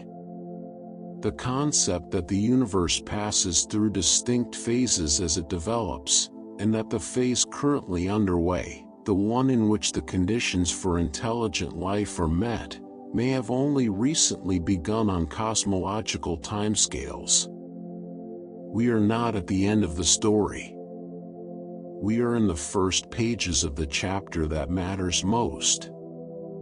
And if that is true, then the optimistic implication follows naturally. As the universe continues, as more stars form and more planets cool and more complex chemistry gets time to do its patient work, intelligence might become more common, not less. The great project of awareness arising in the cosmos might be only beginning. We might be able to help it along by surviving, by developing the wisdom to match our capability, by becoming the kind of civilization that does not simply listen for signals but broadcasts something worth finding. Something that says, to whatever comes after us, that the question is worth asking, that the silence is worth sitting with, that the universe, in all its vastness and all its quiet, is worth wondering about. An optimistic search expansion. Not just listening, but becoming. Breathe slowly. Feel how quiet it is.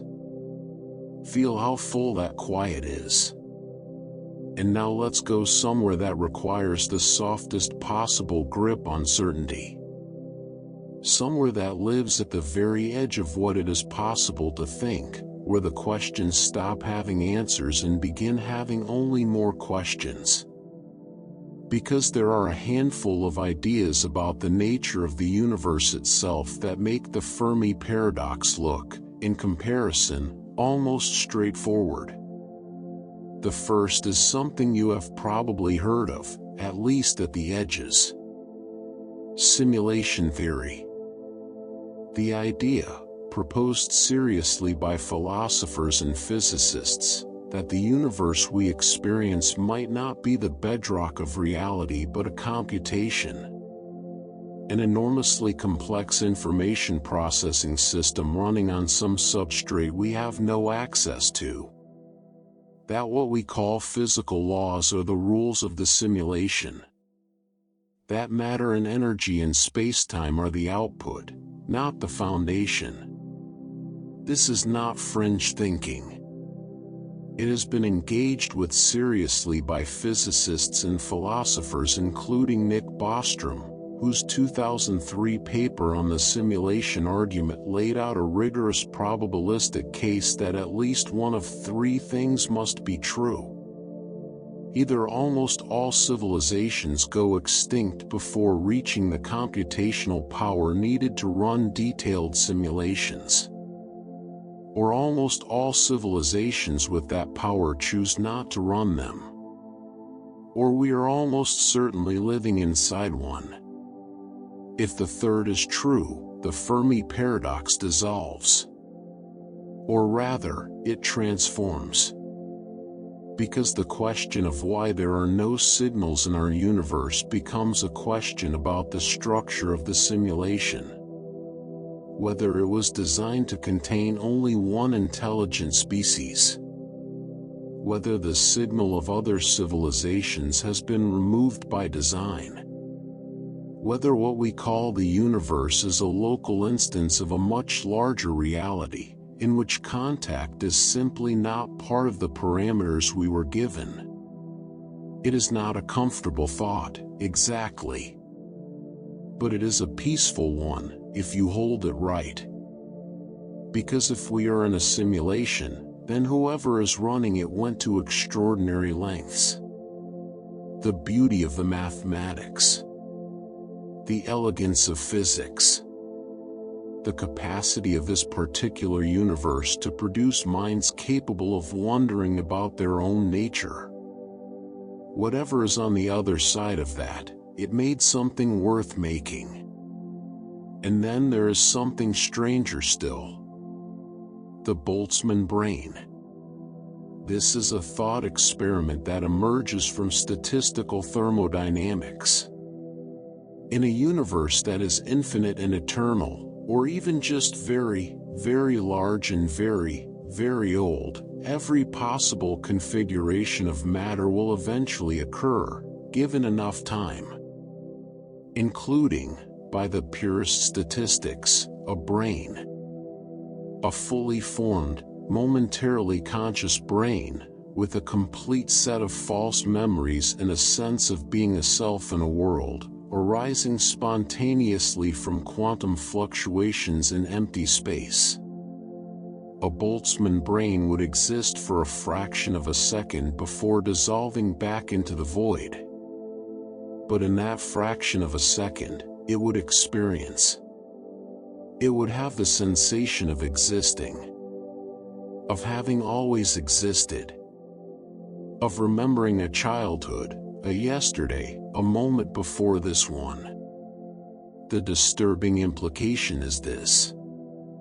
In a sufficiently large and old universe, Boltzmann brains might vastly outnumber genuinely evolved minds like ours.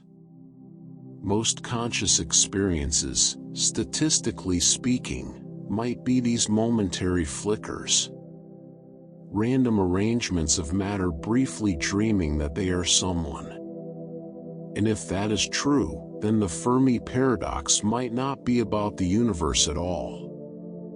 It might be about the nature of consciousness and what it means to be a genuine observer rather than a statistical accident. We believe we are the latter. We believe our memories are real and our existence is continuous and the universe around us is genuine. But the question of how we know, of what distinguishes a real mind from a Boltzmann brain experiencing the illusion of one, is not trivially answered. Let that float gently through you. And then let it go. Because the next idea is something different. Something that is almost too large to think about directly. Some physicists and cosmologists have noted that the universe, in its structure, has certain properties that look less like a random arrangement of matter and more like a system that processes information. That the way galaxies cluster, the way complexity arises from simple rules, the way the laws of physics are fine-tuned to permit the existence of stable structures, from atoms to solar systems to you, bears a curious resemblance to the way a neural network operates. The universe is neural net. Not as a metaphor, but as a genuine structural hypothesis. The idea that the universe itself might be a kind of information processing system, and that what we call intelligence, local and biological as it seems, might be a small-scale reflection of something operating at a much larger scale. If the universe is itself something like a mind, or a process that resembles a mind, then the question of contact between civilizations becomes very strange. Because it might not be the most interesting scale at which contact is happening. And finally, at the furthest edge of all of this, there is the holographic principle. This is not science fiction. It is a serious idea in theoretical physics, emerging from work on black holes and string theory, suggesting that everything that happens in a volume of space can be completely described by information encoded on the boundary of that space. In other words, that what we experience as a three-dimensional universe might be, in a precise mathematical sense, the projection of a two-dimensional surface. That the depth and volume and texture of reality might be a kind of hologram, information from a surface rendered into the experience of dimension. The holographic projection limits refer to the constraints this places on how much information, how much complexity, how much mind, can exist in a given region of space. And it raises the possibility that reality, at its most fundamental level, is about information. That matter and energy and space and time are all ways that information expresses itself. And in that framing, the question of life and intelligence and contact becomes a question about information. about whether the universe's capacity to know itself, through the minds it produces, is limited or unlimited. Whether we are the universe's only attempt at self-knowledge, or one of many, or the beginning of something that will eventually know everything there is to know. All of it is uncertain. All of it is open. All of it sits at the edge of what human thought has yet been able to reach. And isn't that exactly where you want to be, at the edge of the known, on the threshold of the unimaginable, lying still and breathing slowly in the dark? There is nowhere better to be. The questions don't need answers tonight. They just need to be held. Like the breath. Like the quiet. Like the particular warmth of being alive in an uncertain universe and finding, somehow, that the uncertainty is not frightening but restful. You have traveled far tonight. Through the great filter and the cyclic fall of civilizations. Through our possible earliness in a universe still waking up. Through simulations and Boltzmann brains and holographic boundaries in a cosmos that might be dreaming in a language we are only beginning to learn to read. And through all of it, you have been here. Breathing. Warm. The improbable thing. The rarest thing. Awareness, resting in itself. Let the questions go now. Let the universe keep its silence. It has kept it for 13 billion years. It can keep it a little longer. While you rest. While you breathe. While you are simply, quietly, extraordinarily here. Sleep now. Still here. Still breathing. Let that be the first thing you notice. Not the darkness, not the quiet, not the vast and patient universe doing its ancient work overhead. Just the breath. Just the simple, reliable fact of it, moving through you like a tide that has never once forgotten to return. You have come a long way in this conversation. Through distances that have no intuitive scale. Through timescales that swallow human history like a stone dropped into a deep lake. Through the rarity of life, the possibility of filters, the strange philosophical territories where physics and consciousness and simulation theory begin to blur into one another. Tonight we go somewhere different again. Tonight we entertain a possibility that is, in its way, the strangest of all. Not because it requires the most exotic physics, but because of what it implies about our situation.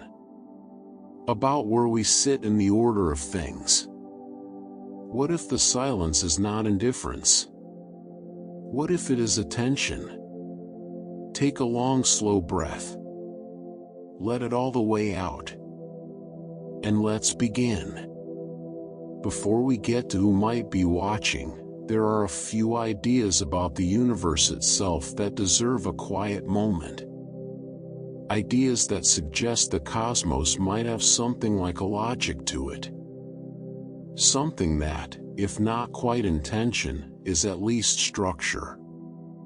Pattern. A kind of order that operates at scales we are only beginning to glimpse. The first is something called a cosmic immune response. This is a speculative but genuinely interesting framework, one that draws an analogy between the behavior of biological immune systems and the possible behavior of the universe at large. An immune system does not think. It does not plan. But it responds. When something foreign or destabilizing enters the body, the immune system mobilizes to contain it, to neutralize it, to restore the conditions necessary for the larger system to continue functioning. It is not hostile in a personal sense. It is simply reactive, conserving what is. Some theorists have asked whether the universe might operate in a similar way at certain scales. Whether the emergence of a highly expansionist, highly energetic civilization, one that begins to significantly alter the energy budget or information structure of large regions of space, might trigger something analogous. Not a conscious response, but a structural one. A consequence built into the physics, the way a pressure valve responds to excess pressure, not by deciding to act, but simply by being what it is. This is not a claim that the universe is alive or intentional. It is a quieter suggestion that the laws of physics might themselves contain something like a homeostatic tendency. A set of dynamics that makes certain kinds of runaway expansion self-limiting, not through interference from outside but through the internal logic of how complex systems behave at scale. The cosmic immune response might be why the universe is quiet, not because civilizations are destroyed by external forces but because the physics itself places limits on how large and how loud anything can grow before the consequences of its own expansion begin to curve it back inward. Let that settle gently. And alongside it lives something called emergent cosmic censorship. A phrase borrowed from a concept in general relativity, where it refers to the idea that the universe seems to hide its most extreme physics, its singularities, its points of infinite density and curvature, behind event horizons where they cannot be directly observed. The broader philosophical version of this idea asks whether the universe might systematically obscure certain kinds of information. Whether there are aspects of physical reality that are, in a deep structural sense, hidden from any observer within the universe. Not because someone is hiding them, but because the architecture of spacetime makes certain things permanently inaccessible, not just practically, but in principle. If that kind of censorship operates at the level of civilizational signatures, if the physics of information propagation across vast distances contains something like a horizon beyond which signals become fundamentally undetectable, then the silence might be structurally guaranteed. Not an accident, not a choice, but a feature of the geometry of the universe itself. We might be inside a cosmic horizon that keeps us from seeing what lies beyond it, and keeps whatever lies beyond from seeing us, not because of distance alone, but because of the fundamental limits of how information travels through a universe like this one. And then there is false vacuum stability. This is one of the stranger and more vertiginous ideas in modern physics, and it deserves to be approached slowly. Current understanding of particle physics suggests that the vacuum of space, the ground state of the universe, the lowest energy condition of empty spacetime, might not be as stable as it appears. The values of the Higgs field, the quantum field that gives particles their mass, sit at a particular energy level. And calculations suggest that this level might be metastable. Not the true lowest energy state. A local minimum, rather than the global one. If that is true, then the vacuum of the universe is like a ball resting in a shallow depression on the side of a much steeper hill. It is stable for now. But if it were given a sufficient push, or if, somewhere in the universe, a quantum event triggered a transition to the true lower energy state, a bubble of that true vacuum would begin to expand outward at the speed of light. And everything it encountered would be instantly and completely restructured at the most fundamental level. The laws of physics inside that bubble would be different. The atoms that make up matter would no longer be stable. Everything would simply cease to exist as we know it. The bubble would arrive with no warning. There would be no time to see it coming. One moment everything is here, and then it is something else entirely. If false vacuum decay has happened anywhere in the observable universe in the past 13 billion years, we would not know. The information that it had occurred could not outrun the bubble itself. This is not a thing to be frightened of. The probability, on any human timescale, is so small as to be meaningless.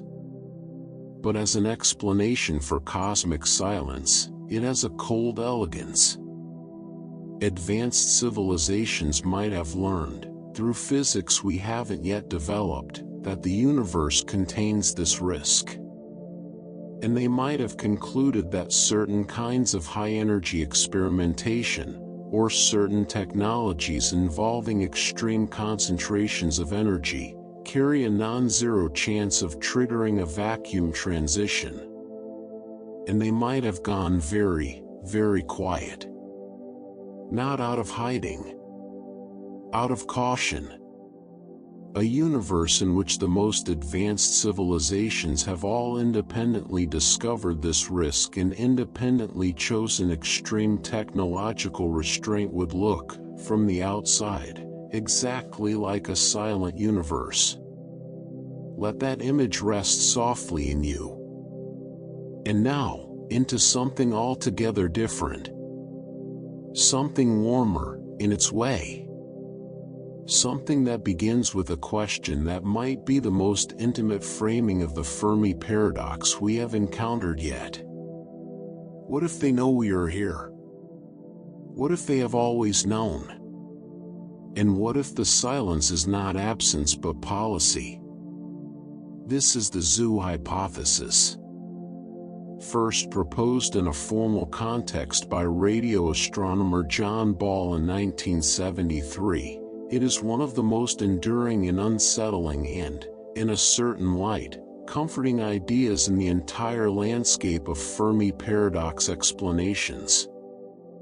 The zoo hypothesis suggests that the galaxy might be inhabited by civilizations far older and more advanced than ours, civilizations that are fully aware of our existence and have been aware of it for a long time, and that these civilizations have made a collective or individual decision not to make contact. Not because we are uninteresting, but precisely because we are interesting enough to protect. The analogy to a zoo is imperfect but instructive. A zoo preserves animals and conditions as natural as possible. It does not intervene in their daily lives. It does not introduce elements from outside that would distort or corrupt the natural development of the inhabitants. It watches. It learns. It maintains the conditions for authentic existence. We are the exhibit. The silence around us is the wall of the enclosure. Maintained not with physical barriers but with extraordinary technological discipline. The ability to observe without being observed. To be present without being detectable. To watch without interfering. If this is true, the implications are remarkable. It would mean that we are not alone in a universe of silence. We are alone in a silence that has been carefully, deliberately arranged around us. That every signal we have not received is a signal that was withheld. That the quiet of the cosmos is not the cosmos's natural state but a managed one. and we would have no way of knowing. Let that move through you slowly. There is something almost tender about it. If it is true, something has been looking after our ability to develop on our own terms. This idea extends into what researchers sometimes call the zoo or indifference hypothesis, a version that loosens the analogy slightly. Perhaps there is no grand coordinated effort to maintain our isolation. Perhaps it is simply that we are, by the standards of very advanced civilizations, not yet interesting enough to approach. Not a zoo with keepers. Just a patch of forest that hasn't been visited yet. Not because there are no travelers, but because there is so much else to see, and we have not yet done anything that makes us stand out. The indifference is not contempt. It is the natural behavior of entities whose scale of activity and interest has simply not yet intersected with ours. We are a small fire in a vast landscape. And the travelers who might notice us are moving on roads very far away, not looking in this direction, not yet. But some versions of these ideas go further. Some researchers have proposed what is called the galactic quarantine hypothesis. The idea that we are not simply being watched or ignored, but actively isolated. That there is something about our current state of development, our level of technological capability combined with our level of social and ethical maturity, that has triggered a deliberate containment protocol. Not punishment. Not hostility. Quarantine. The way a society might quarantine a community not out of cruelty but out of an understanding that introduction of certain things at the wrong time causes more harm than good. That there are conditions under which contact itself is dangerous, not because the contacted party is malevolent but because they are not yet ready for what contact would bring. A civilization that has watched 100 other civilizations pass through the difficult phase we are currently in might have very clear ideas about what happens when that phase is interrupted by contact with something vastly more advanced. The disruption. The collapse of existing meaning structures. The psychological and social consequences of suddenly understanding your place in a much larger order. The kindest thing, in that view, might be to wait. To let the development complete itself. And this connects naturally to the idea of ethical non-interference pacts. The possibility that among civilizations that have been in contact with each other for long periods, agreements have developed around how to treat younger or less developed civilizations. Codes of practice.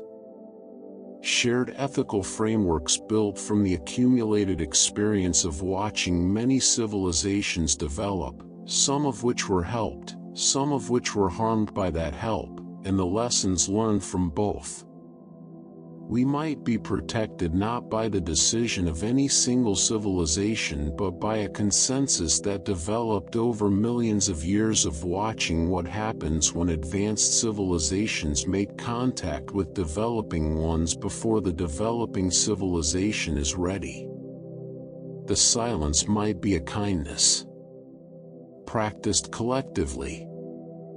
By entities we cannot yet imagine. Some theorists push this even further. Into the territory of what might be called alien enforcement. The idea that if such non-interference agreements exist, they require maintenance. That in a galaxy with many civilizations at different levels of development, some less scrupulous than others, some simply less careful, there might be something that functions like oversight. A structure, formal or informal, that maintains the conditions of quarantine for civilizations like ours. Not through violence, necessarily, but through the kind of technological capability that makes non-compliance simply not viable.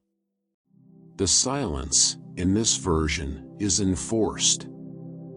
And we are incited, unaware, developing at our own pace, while something vast and patient keeps the walls in place.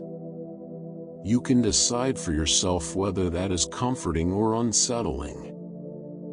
From here, lying quietly in the dark, it feels, if anything, like being held. Breathe slowly. Let the breath do what it always does. And now, into the final territory of tonight. Into the question of what we might actually be looking for, if what we are looking for is something far enough ahead of us to be truly alien. Because even if there are civilizations out there, even if some of them are willing to communicate, the technology they would use might be as foreign to our current instruments as a radio telescope would be to an astronomer working with the naked eye 3,000 years ago. We have talked about radio waves. We have talked about tight beam signals and omnidirectional broadcasts and the limitations of our current search strategies. But there are modes of communication that our physics already knows about and that our technology is only beginning to approach, and the implications of those modes for the search are profound. Quantum communication is one of them. Quantum entanglement, the phenomenon by which two particles can be correlated in such a way that measuring one instantly affects the other regardless of the distance between them, is real. It has been demonstrated in laboratories. It is not theoretical in the sense of being speculative. It happens. The question of whether it can be used to transmit information is subtle, and currently the answer appears to be no, at least not in the straightforward way. The correlations are real, but they cannot be used to send a signal faster than light, at least not using our current understanding. But a civilization a million years ahead of us in physics might understand things about quantum mechanics and the structure of spacetime that changed that picture entirely. Might have found ways to use entanglement, or other quantum phenomena, that we haven't discovered yet. Might be communicating across interstellar distances through quantum channels that leave no trace in the electromagnetic spectrum. We would have no way of detecting it. Our instruments are not built for it. We don't even have a clear theoretical framework for what to look for.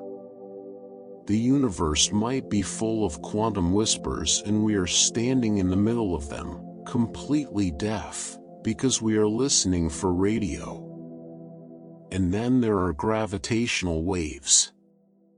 We have only recently developed the ability to detect gravitational waves at all. The first confirmed detection came in 2015, and it was celebrated as one of the greatest experimental achievements in the history of physics.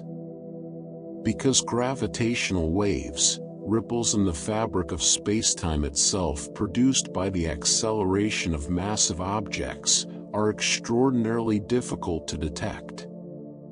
They pass through matter almost without interaction. They cannot be blocked or absorbed. They travel at the speed of light, and they carry information about the events that produced them.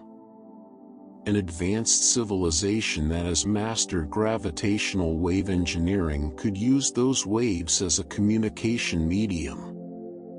A beacon built from two massive objects, engineered to orbit each other in a precise, non-natural pattern, would produce gravitational wave signals that carry the signature of artificiality. That repeat in patterns nature alone would not produce. We might already be receiving such signals. Our current detectors are sensitive enough only to detect gravitational waves from the most catastrophic natural events. Black hole mergers, neutron-star collisions. The signal from an engineered gravitational wave beacon, if it exists, is likely far too subtle for instruments we have now. But the instruments are improving. And the sky in gravitational waves is a sky we have only just learned to see.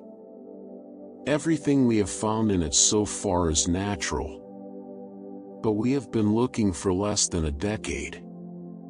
And the universe has been broadcasting, in every frequency and medium it possesses, for 13 billion years. There is so much we haven't heard yet. So much we don't yet know how to listen for. So much that might be there, in the quantum correlations and the gravitational whispers and the structured patterns hiding in what we currently call noise, waiting for us to build the ears that can find it. And perhaps that is the most hopeful note to carry into sleep. Not that the universe is empty. Not that we are alone in a permanent and final sense. But that we are early. Still learning to listen. Still building the instruments. Still developing the concepts. The silence might not be the answer. It might be the question, asked again and again by everything we cannot yet detect, waiting for us to become fluent enough to hear it. And while we are becoming, while the instruments improve and the physics deepens and the search expands, there is this. The breath. Your breath, moving in the dark. The quiet of the room around you. The weight of the planet beneath you, solid and enormous and ancient. And overhead, in every direction, a universe so full of possibility that even its silence is interesting. Even its gaps are meaningful. Even its darkness contains, perhaps, the patient attention of something vast and old and not unkind. You are in good company tonight. Even if you cannot see it. Even if it cannot, for now, speak. It is there. And so are you. And that is enough. Rest now. Let the silence hold you. It has been practicing for a very long time. Still here. Still breathing. Good. Let the body be heavy. Let the mind be soft. Let whatever is left of the day dissolve into the particular darkness behind your closed eyes, that warm and private dark that belongs only to you, that the universe outside cannot touch. We have covered so much ground together. And covered it, as promised, without going anywhere at all. You have stayed exactly where you are, warm and still and breathing, while the ideas have moved through you like weather. Like light through water. Like the slow, unhurried drift of a universe that has nowhere in particular it needs to be. Tonight we continue. And tonight we get practical, in the most impractical way imaginable. Because one of the most straightforward explanations for the silence, one that doesn't require hiding civilizations or exotic physics or the rarity of life, is simply this. Getting from one star to another might be so difficult that no one has managed it. Or if they have, the cost was so extraordinary that it changed everything about what happened next. Take a slow breath in. And let it go. And let's begin. Before we get to the mechanics of travel, there are two more ideas from the edges of physics worth sitting with quietly. The first is tachyonic signaling. In standard physics, nothing with mass can travel at the speed of light. As an object accelerates toward that speed, its effective mass increases, requiring more and more energy for each additional increment of velocity, until at the speed of light itself, the energy required becomes infinite. But the mathematics of relativity also permits, at least formally, a class of hypothetical particles called tachyons. Particles that do not accelerate to faster than light speed. Particles that, if they exist, would exist only at faster than light speeds, and would require infinite energy to slow down to the speed of light. They live, if they live at all, permanently on the other side of that barrier. Tachyons have never been observed. There is no confirmed experimental evidence for their existence. But they have not been conclusively ruled out either. And the possibility, however speculative, that information could in principle be encoded in faster-than-light particles, that a civilization advanced enough to manipulate such things could build a communication system that transcends the light speed limit entirely, is one that theoretical physicists have not been able to fully close the door on. If tachyonic communication is possible, then a civilization using it would be invisible to us in a very specific way. We are listening for signals that travel at or below the speed of light. We are searching in the electromagnetic spectrum and beginning to explore gravitational waves. A tachyonic signal would travel in a medium and at a velocity for which we have no instruments at all. We would not detect it as a signal. We would not detect it as anything. It would pass through our entire civilization and leave no trace we could currently measure. The universe might be alive with tachyonic conversation, and we are simply not equipped to hear even the edge of it. Let that float gently. And then there is something far slower and far more intimate. DNA. The molecule that carries the instructions for building and operating every living thing on Earth is one of the most information-dense storage media known to exist. A single gram of DNA can, in principle, store hundreds of petabytes of information. It is stable over long timescales under the right conditions. It is, in a sense, a message in a bottle that lasts not for decades but for millions of years. Some scientists have proposed, with varying degrees of seriousness, that a sufficiently advanced civilization might encode messages not in radio waves or gravitational signals but in DNA itself. That they might have seeded the galaxy with biological material carrying encoded information that would survive the long journey between stars tucked inside spores or engineered organisms or carefully constructed genetic sequences, waiting to be read by whatever intelligence eventually arose and developed the ability to sequence genomes. This idea is sometimes connected to a broader hypothesis called directed panspermia, the possibility that life on Earth did not arise here but was seeded from elsewhere. That we are, in a sense, someone else's message.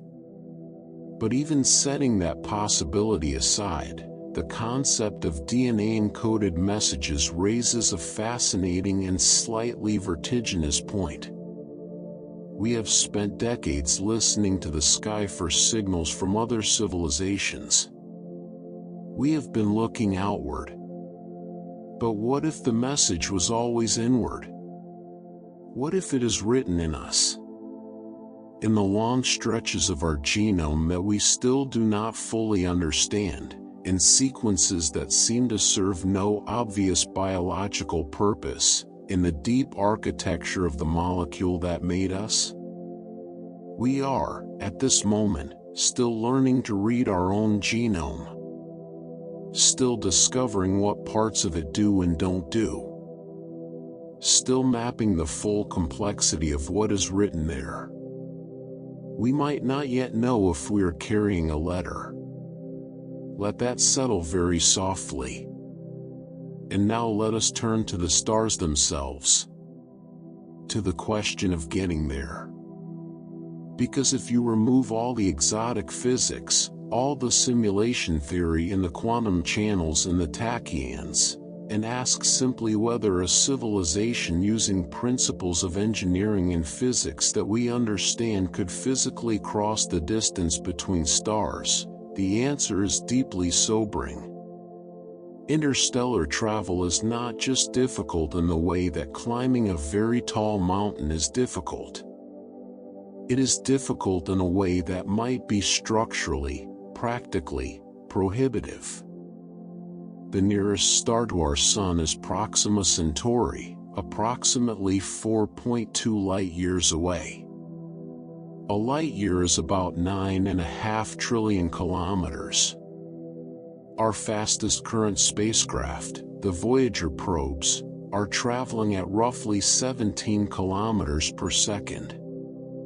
At that speed, the journey to Proxima Centauri would take approximately 73,000 years. That is not a practical travel time. To make interstellar travel feasible within a human lifetime, you would need to travel at a significant fraction of the speed of light. Perhaps 10%. Perhaps more. And to accelerate any significant mass to that velocity requires an amount of energy that is, by any current engineering standard, almost incomprehensible. The energy required to accelerate a spacecraft of modest size to 10% of the speed of light, using the most efficient propulsion concepts we have theorized, exceeds the total energy output of the largest nuclear devices ever built, by many orders of magnitude.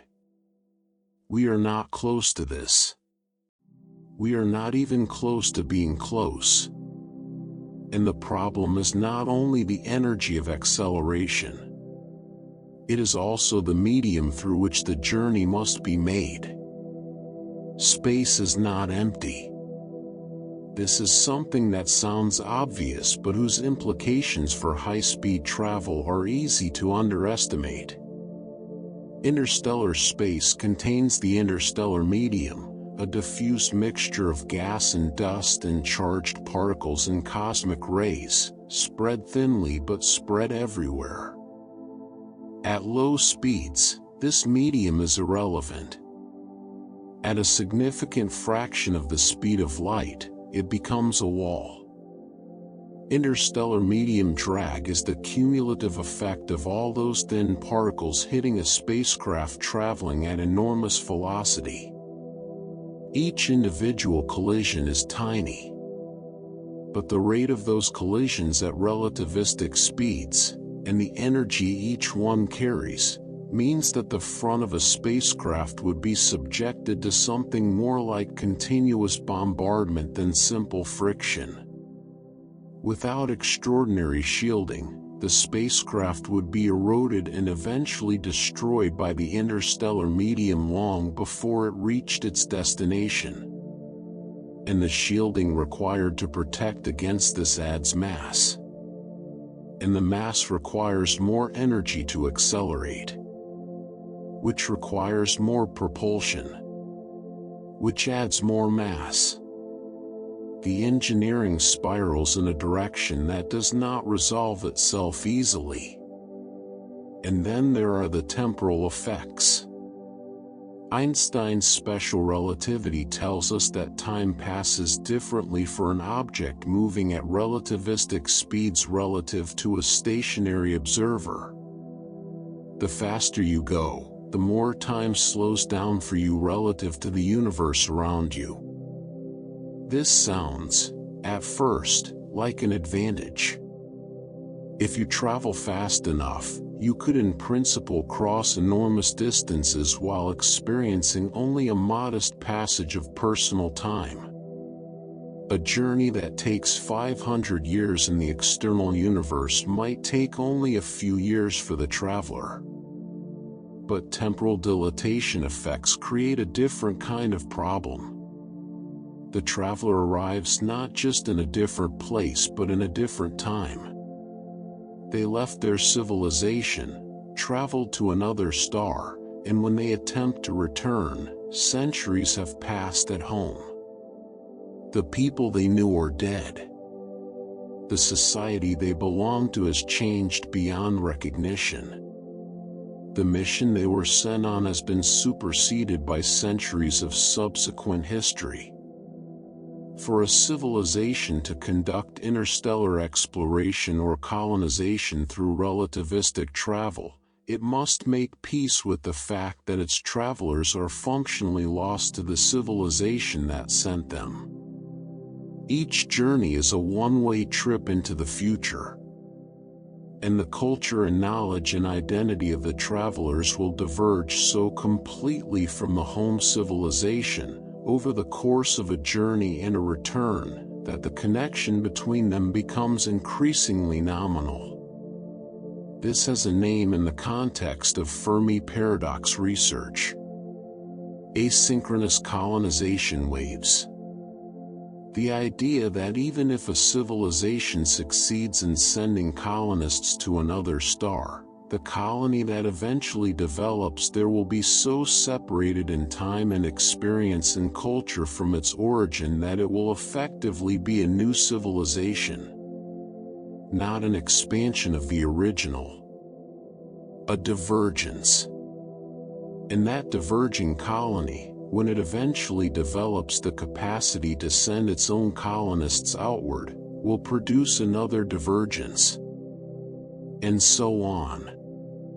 Each wave of colonization producing not an empire but a scattering of increasingly unlike civilizations, with no meaningful central coordination, no shared identity, no unified signal we could detect as belonging to a single source.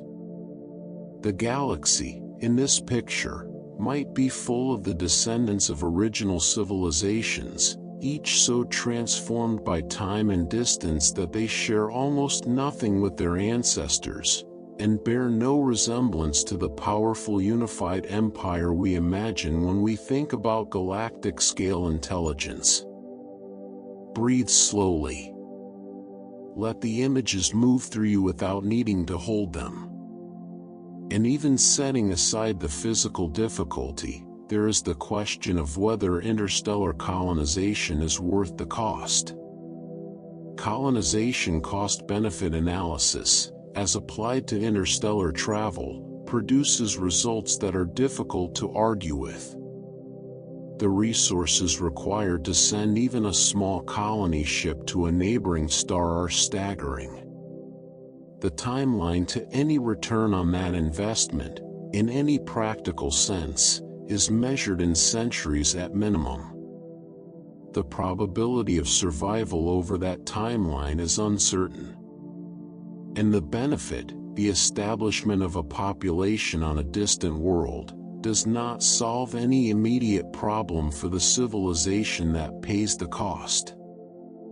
For a civilization managing the immediate needs and challenges of its own world, or its own solar system, the cost-benefit case for interstellar colonization is extremely difficult to make.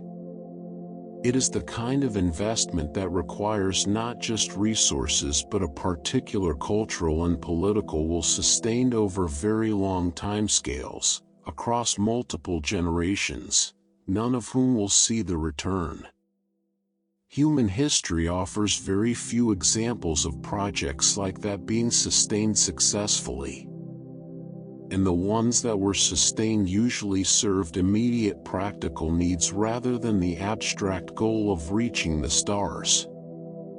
A civilization that could, in principle, build the ships and supply the energy might still never do so.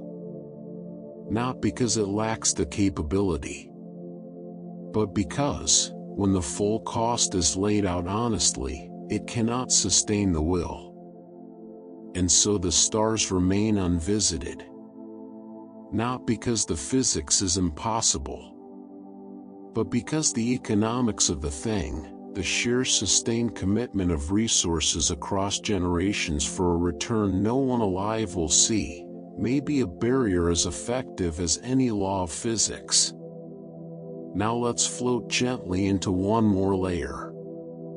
Because if interstellar travel is so difficult, then the absence of something that should be quite obvious becomes much easier to explain. There are no galactic empires. This sounds like a statement about fiction, but it is a serious observational claim. If any civilization had developed the technology and will to expand aggressively across the galaxy, and had the time frame available, they could, by some estimates, have colonized every star system in the Milky Way within a few million years, even at speeds much slower than light. Even with long rest periods between expansion waves. 1,000,000 years is a long time in human terms. But the galaxy is over 10 billion years old. There has been, in principle, more than enough time for this to have happened, multiple times over, by multiple civilizations. And yet we see no signs of it. No megastructures spanning multiple star systems. No obvious large-scale engineering of the galaxy. No signal that something has been here and rearranged things on a grand scale. No galactic empire signs, which is itself a data point. A meaningful silence not just in our radio receivers but in everything we can observe about the structure of the galaxy itself. The galaxy looks, to our instruments, like a place where nothing very dramatic has been deliberately constructed. Like a natural object. Like somewhere that has been running on physics alone, without significant intervention from any large-scale engineering project. That is strange, if civilizations capable of galactic-scale expansion exist. And it requires explanation. One possibility that gets discussed in this context involves probes. Rather than sending crewed ships, a civilization might send self-replicating robotic probes. Small, lightweight, capable of landing on a resource-rich asteroid or moon, mining the materials they find there, building copies of themselves, and sending those copies onward to the next target. In principle, a fleet of such probes could spread across the entire galaxy in a fraction of the time it would take crewed ships, using a fraction of the energy, without the complications of keeping biological beings alive across interstellar distances. So where are they? If even one civilization in the history of the galaxy has sent out self-replicating probes, those probes should, by now, be everywhere. They should have reached every star system. They should be present in our solar system right now. We should have found them by now, or they should have made themselves known. The fact that we have not is sometimes called the probe paradox. And one explanation is the universality of malfunction. Probe malfunction universality is the idea that self-replicating machines, operating across millions of years and billions of star systems, would inevitably accumulate errors. Mutations in their programming. Hardware failures. Unforeseen interactions with alien environments. Over long enough timescales, without a civilization nearby to maintain and correct them, the probes would drift. Malfunction. Fail. and a program of galactic exploration that began with perfect replicating probes might end, millions of years later, with a galaxy full of broken machines drifting silently through empty space, none of them functioning well enough to announce themselves or complete their mission. The galaxy seeded with the wreckage of someone's ancient ambition.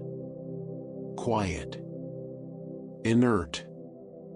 Invisible to our instruments. And then there is the darker version of this thought. The Berserker probe hypothesis. This is the idea, explored seriously in both scientific literature and science fiction, that a civilization might send probes not to explore or to communicate, but to eliminate potential competitors. That the logic of self-preservation, applied with ruthless consistency across the galaxy, might lead to the deployment of probes programmed to find any emerging technological civilization and destroy it before it can become a threat.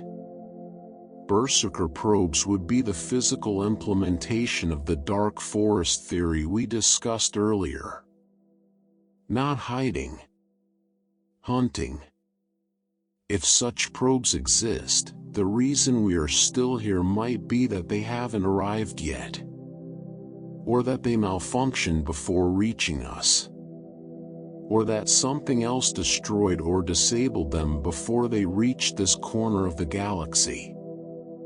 Or that there is something about our current technological signature, too faint, too recent, too quiet, that has not yet triggered their targeting criteria. It is the most unsettling of all the Fermi Paradox explanations. And it is worth noting that it is also among the least supported by evidence. We see no signs of deliberate destruction in the galaxy. The star systems around us do not show evidence of having been recently sterilized. The universe does not look like a killing ground. It looks like a place where things have mostly been left alone. Which is, in its own way, a kind of comfort. The silence, more likely than not, is not malevolent. It is simply hard. Hard to cross the distances. Hard to sustain the will across generations. Hard to keep the machines running across millions of years. Hard to communicate in ways that a young civilization with limited instruments can detect. Hard, in the way that all the most meaningful things are hard. Not impossible. Just waiting for the moment when something small and brief and improbable, something like us, develops just enough capability, and just enough curiosity, to begin to close the gap. Breathe slowly. You are that something. Improbable and brief and full of curiosity. Here in the dark. On a planet that has been patient enough to carry you this far. Under a sky full of difficulty and distance and ancient silence and, somewhere in all of that, the faint but persistent possibility of company. It is enough. It has always been enough. To wonder. To listen. To be here at all. Rest now. The stars are not going anywhere. And neither are you. Sleep. Still here. Still breathing. Good. There is something that happens, after a long time in the dark with these ideas, where the questions stop feeling like they are about something out there and start feeling like they are about something in here. Like the universe has been a mirror all along, and you have only just noticed your own face in it. We have looked outward for 8 segments now. We have scanned the distances and the timescales. We have considered the physics and the biology and the philosophy and the strangeness. We have asked, again and again, in 100 different ways, why the universe is so quiet. And tonight, we turn the question around. Because there is a possibility we have been circling without landing on directly. That the silence might not be about the universe at all. That it might be about us. About the particular position we occupy. The particular moment we are in. The particular set of assumptions we carry with us so naturally that we forgot to examine them. Take a long, slow breath. Let it move all the way through you. And let's begin. There is a concept in statistics and philosophy called observer selection bias. It is the recognition that the act of observing is not neutral. That any observation is made from a particular position, with particular instruments, at a particular moment, and that position shapes what can be seen and what cannot. We tend to think of ourselves as observers of the universe. Neutral, curious, looking at reality as it is. But we are not neutral. We are a very specific kind of observer, arising at a very specific moment, in a very specific place, with a very specific set of senses and instruments and conceptual frameworks. And that specificity guarantees that there are things we cannot see. Not because they are hidden from us deliberately, but because of where we are standing. A fish observing the ocean has certain advantages. It is immersed in what it is studying. But it has no way of knowing what the ocean looks like from above the surface. It has no concept of the atmosphere that sits on top of the water, the weather systems that shape the currents, the light that comes from beyond the sky. Its observations of its world are genuine and accurate within their domain. But that domain has edges the fish cannot see. We are the fish.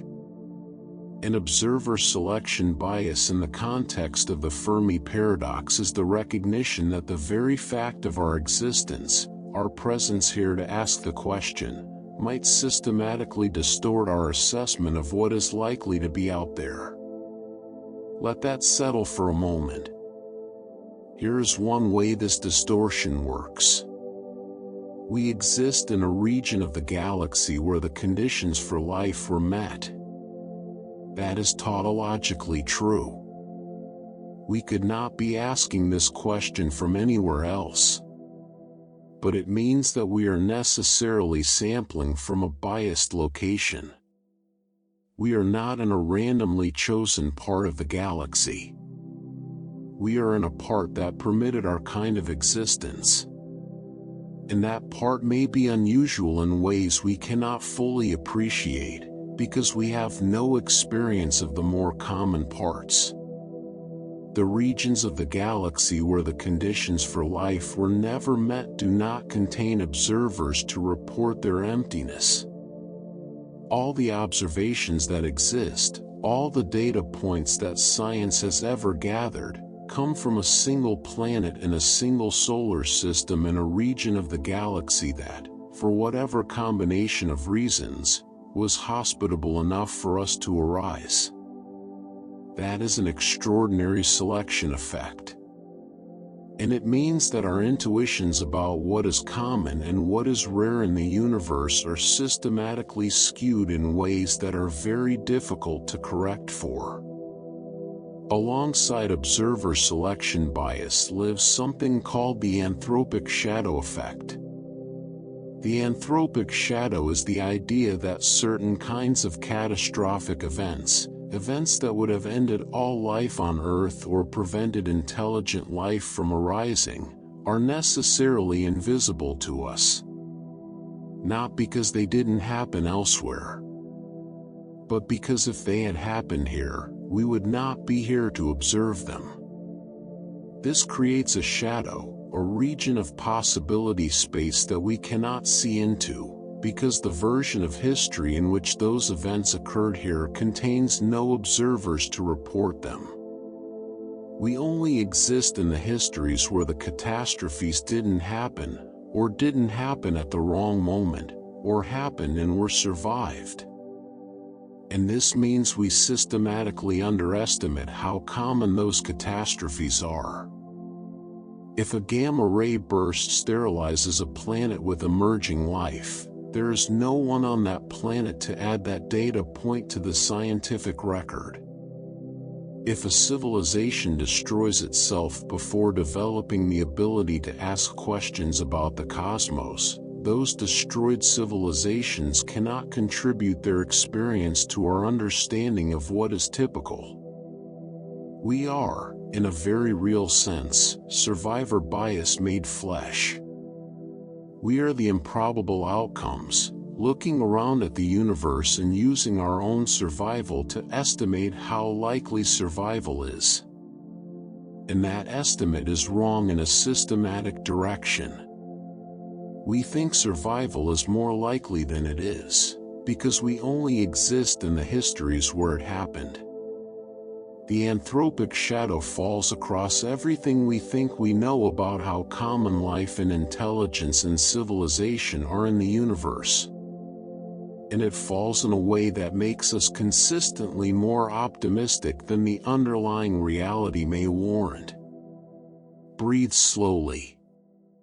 This is not a reason for despair.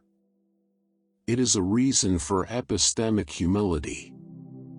For holding our conclusions a little more lightly than feels natural.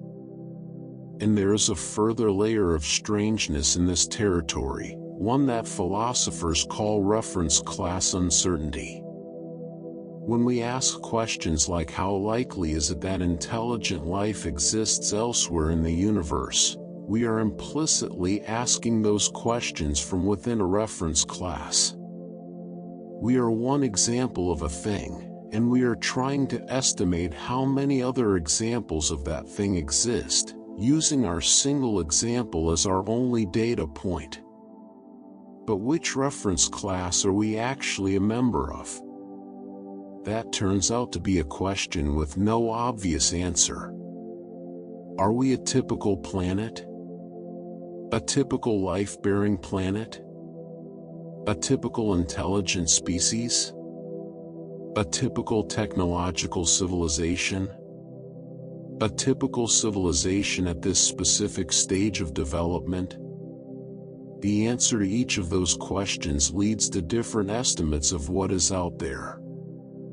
And the reference class we belong to is not something we can determine from the inside. We are inside it. We cannot step outside to check how crowded the class is. This is not a philosophical trick. It is a genuine epistemic limitation. We are trying to infer the size of a population from a sample of one, and we are not sure what population we are sampling from. The silence might be common. It might be rare. It might be the expected condition for a civilization at our specific stage of development, in our specific galactic location, at this specific cosmological moment.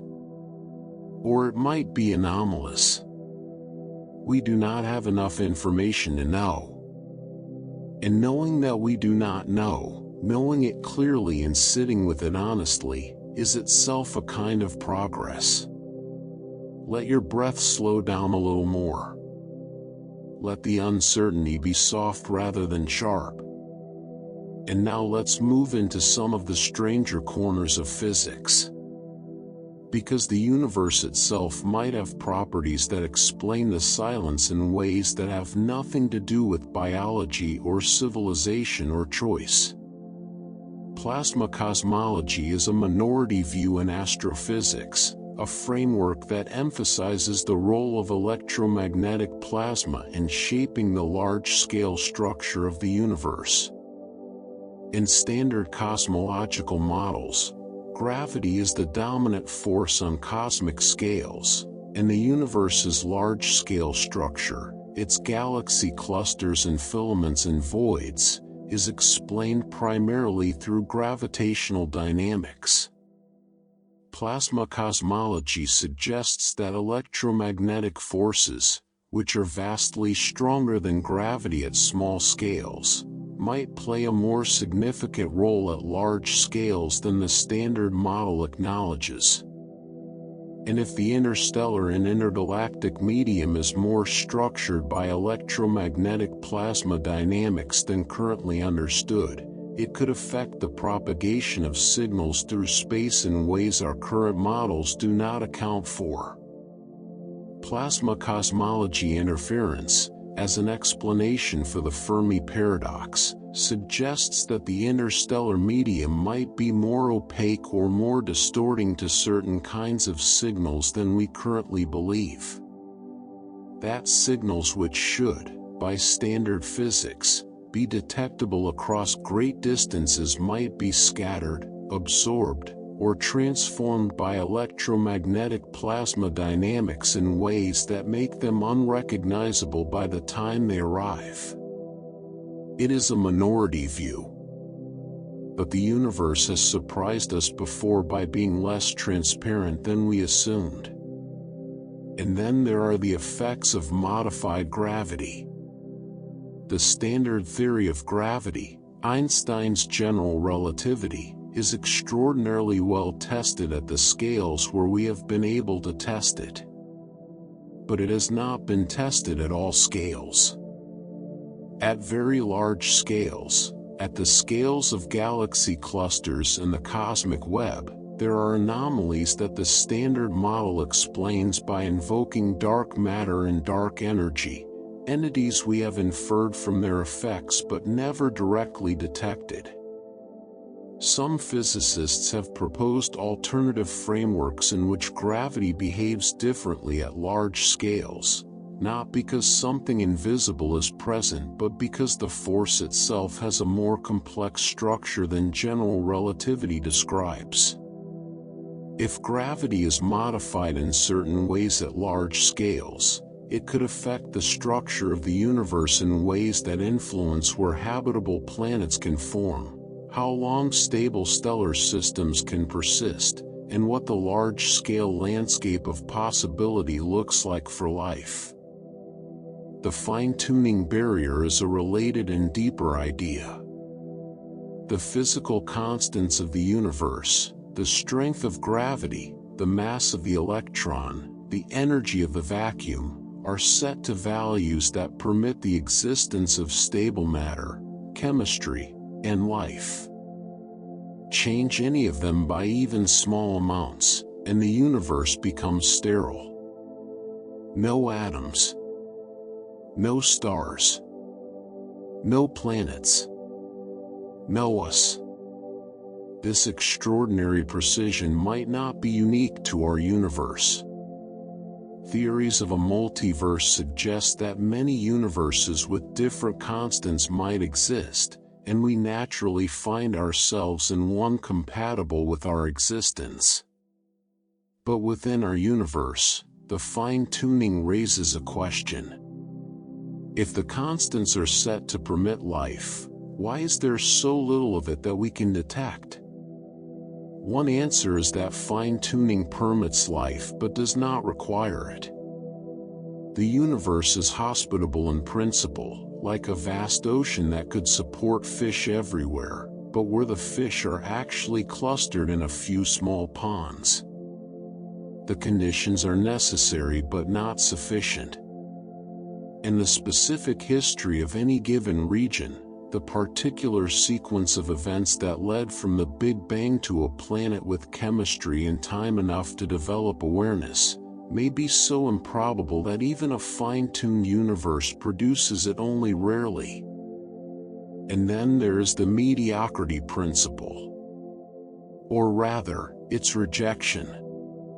The mediocrity principle is the assumption that Earth is a typical planet, our Sun a typical star, our civilization a typical civilization. that there is nothing special about our position in the universe, and therefore that whatever happened here should have happened in many places. It is a humble principle. It has driven productive thinking in science for decades. And it might simply be wrong. The rejection of the mediocrity principle suggests that Earth might genuinely be unusual. Not in a self-aggrandizing way. Not because humans are special in a cosmic sense, but because the specific combination of factors that produced us might be statistically extraordinary even in a universe as large as ours.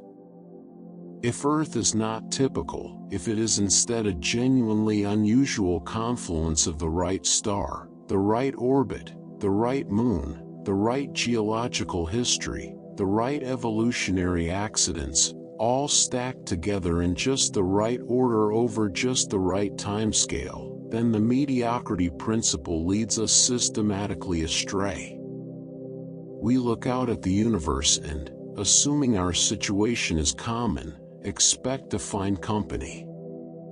But if our situation is uncommon, perhaps profoundly uncommon, then the expectation of company is built on a false premise. And the silence is what you would expect from a universe where we are not typical at all. Where we are, in some meaningful sense, the exception. Breathe slowly. There is wonder in that too. The exception is still here. Still breathing. Still looking. And now, into the final territory of tonight. Into something that sits not in physics or biology but in the deep structure of communication itself. Even if there is life out there. Even if it is abundant. Even if it is trying to reach us.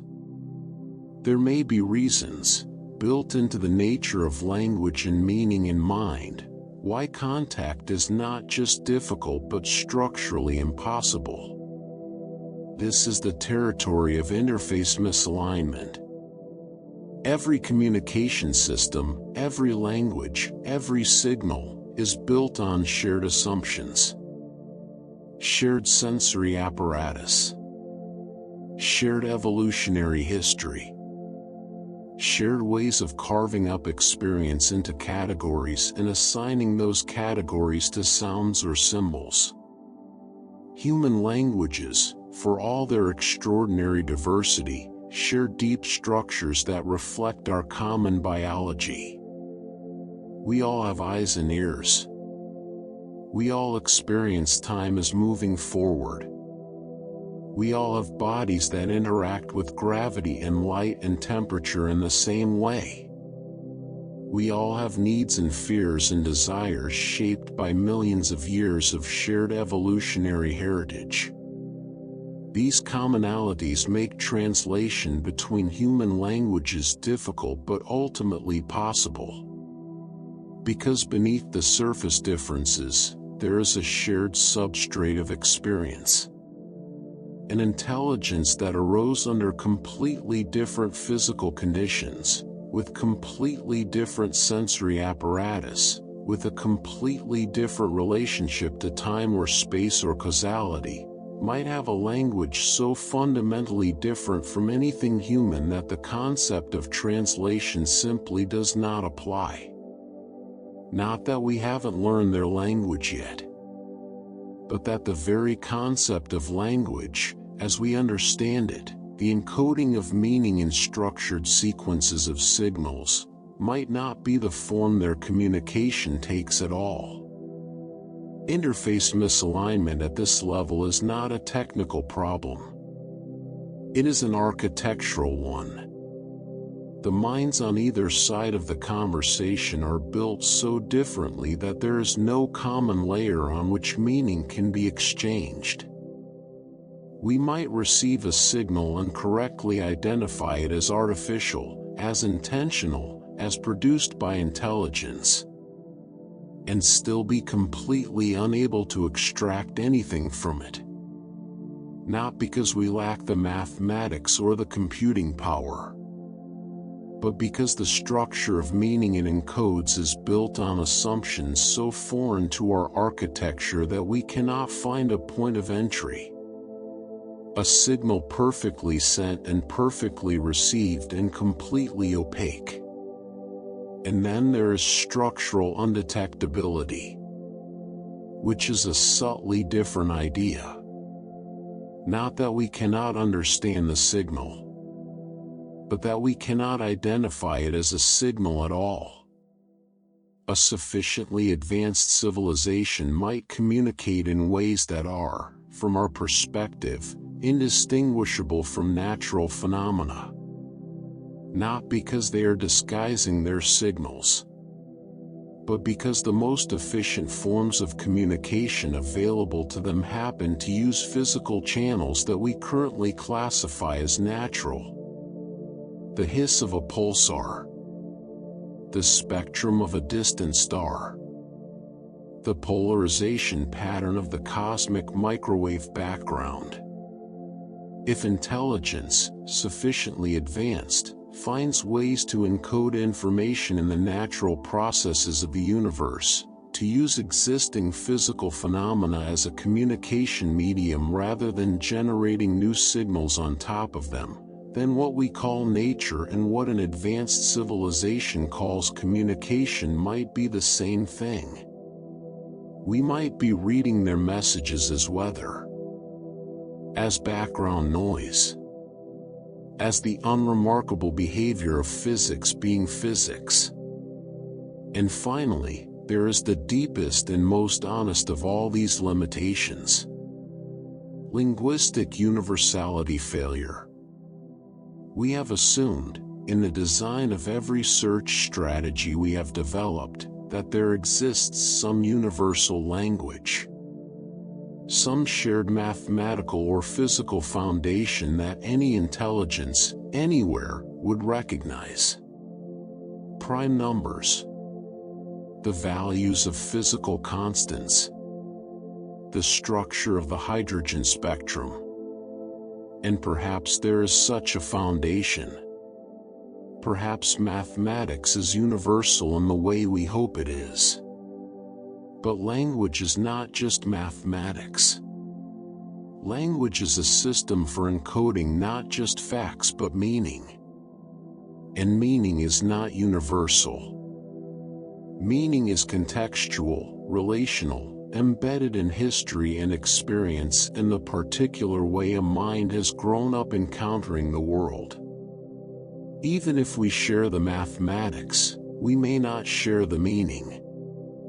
Even if a signal is clearly structured and clearly intentional, the question of what it means, what it is trying to say, what it intends for us to understand or feel or do in response, may be permanently beyond us.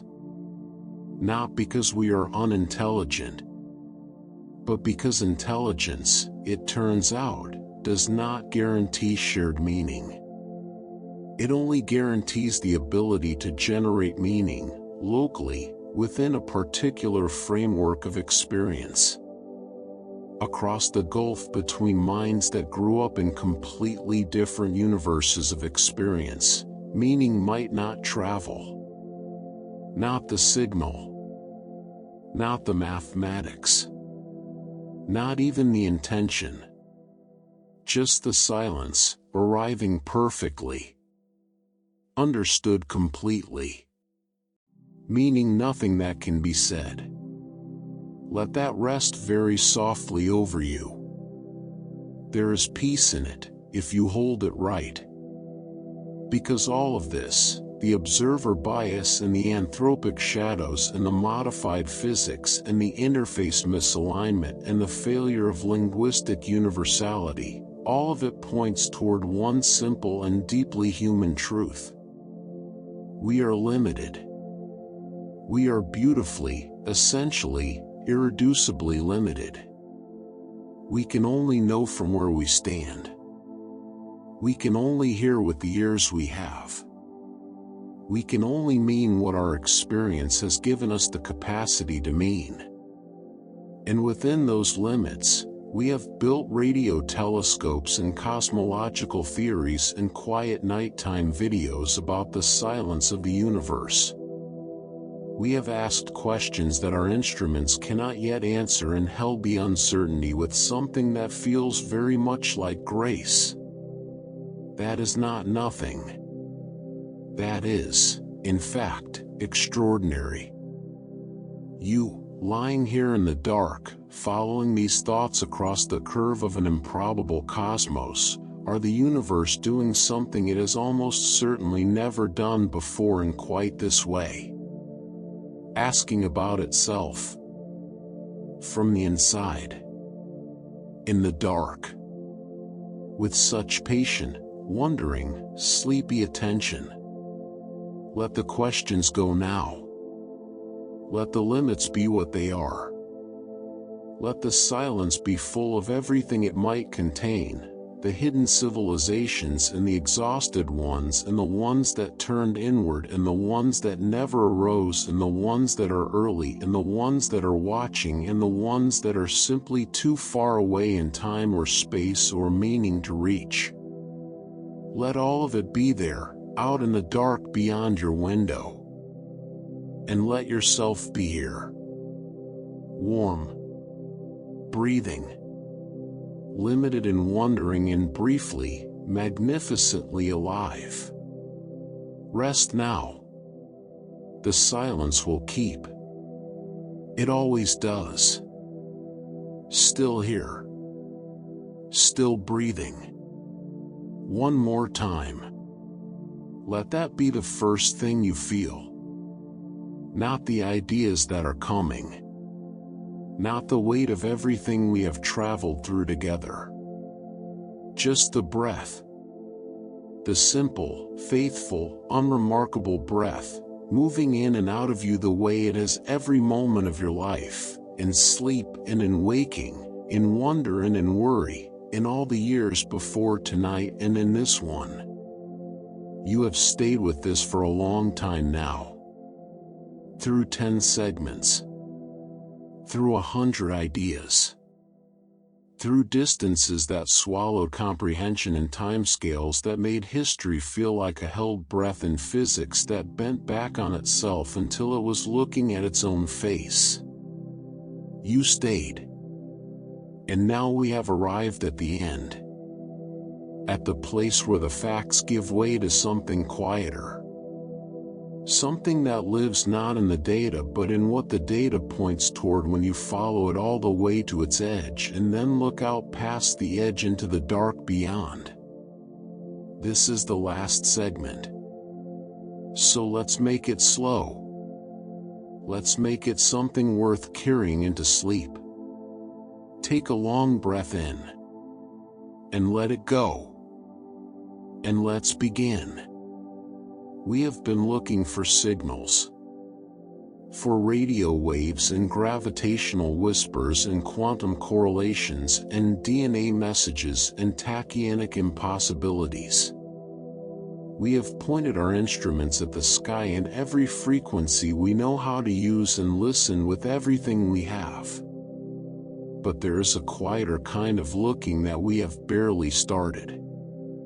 One that doesn't require a radio telescope or a gravitational wave detector. One that requires only a planet with a star and the patience to watch the light. When a planet passes in front of its star, it dims the starlight by a tiny, measurable amount. And as that light passes through the planet's atmosphere before it reaches us, different molecules absorb different wavelengths. By carefully analyzing the spectrum of that filtered light, we can, in principle, determine what the atmosphere of a distant planet is made of. This is the science of atmospheric biosignatures. And it is not science fiction. It is something we're beginning to do right now, with existing telescopes, imperfectly but genuinely, for planets orbiting other stars. The signatures we look for are chemical imbalances. combinations of molecules that should not be able to coexist in stable equilibrium without something continuously producing them. On Earth, the coexistence of oxygen and methane in our atmosphere is such a signature. Left to chemistry alone, they would react and reach equilibrium. The fact that they persist together is evidence of life, continuously replenishing both. We are at the very beginning of the ability to read these signatures across interstellar distances. The telescopes we have now can detect only the crudest features of the most favorable planetary atmospheres. But the telescopes we are building, and the ones that will be built after those, will be more sensitive, more capable, more able to read the thin chemical poetry that a living planet writes in the light of its star. And this means something profound for the search. It means that even if no civilization ever chooses to broadcast, even if every intelligence in the galaxy turns inward or goes quiet or evolves beyond the radio era before we develop ears for it, even if the entire electromagnetic spectrum yields nothing deliberately sent, a living planet cannot fully hide. It breathes, and its breath changes the light. And if we build instruments sensitive enough, patient enough, capable enough of reading that change, the silence might end not with a signal but with a spectrum. Not with a message but with the quiet chemical evidence of something alive, somewhere out there, altering its atmosphere the way life does. That discovery, if it comes, will not be a voice. It will be more like finding footprints. The trace of something that was here, or is here, without any awareness of being observed. Without any intention to communicate. Simply being alive, in the way that life is, and leaving its mark on the light. Let that image settle into you gently. A universe that might speak not in signals but in chemistry. In the slow, quiet alteration of starlight by the breath of something living. We are learning to read it. We are not there yet. But we are learning. And the second thing worth holding, as we move toward the end, is something about time. About the extraordinary difficulty of reaching across it. Even a signal sent with perfect intention, aimed with perfect precision, can only travel at the speed of light. It cannot go faster. It cannot skip the distance. It has to make the journey, one light year at a time, through the interstellar medium, through the expanding geometry of space, through all the years it takes to cross from there to here. A civilization that broadcast signals 100,000 years ago and then went quiet has already spoken. Its words are out there, traveling. But they may not reach us for another 50,000 years. Or they may have passed through our region of the galaxy before we existed. Before there was anyone here to notice the light bending in that particular way. Signal weakness across time is not just about the fading of the signal with distance. It is about the extraordinary mismatch between the timescale of the universe and the timescale of any civilization's active broadcasting period. We have been broadcasting for a little over 100 years. In another 100 years, our signals may look completely different. In another 1,000, we may have moved so far beyond radio technology that what we think of as our communication signature will be unrecognizable to us. The window during which we are detectable in the way we currently expect to be detected is narrow. Historically narrow. Possibly the narrowest it will ever be. and the windows of other civilizations were just as narrow. Narrow detection windows, stacked across billions of years of cosmic time, most of them open and closed before we existed, are like fireflies in a field seen from very far away. Each one lights up briefly. Each one winks out. And the field is so large, and the light so brief, that from a single point of observation, you might stare for a very long time and see nothing. Not because the field is empty, but because the timing has to be just right. And timing, across cosmic scales, almost never is. Let your breathing slow. Let the images move through you without needing to hold them. We are near the end now. And there is something worth saying directly, before we get there. Something that the entire arc of this conversation has been building toward, without quite saying yet. We have talked, again and again, about civilizations that might choose silence.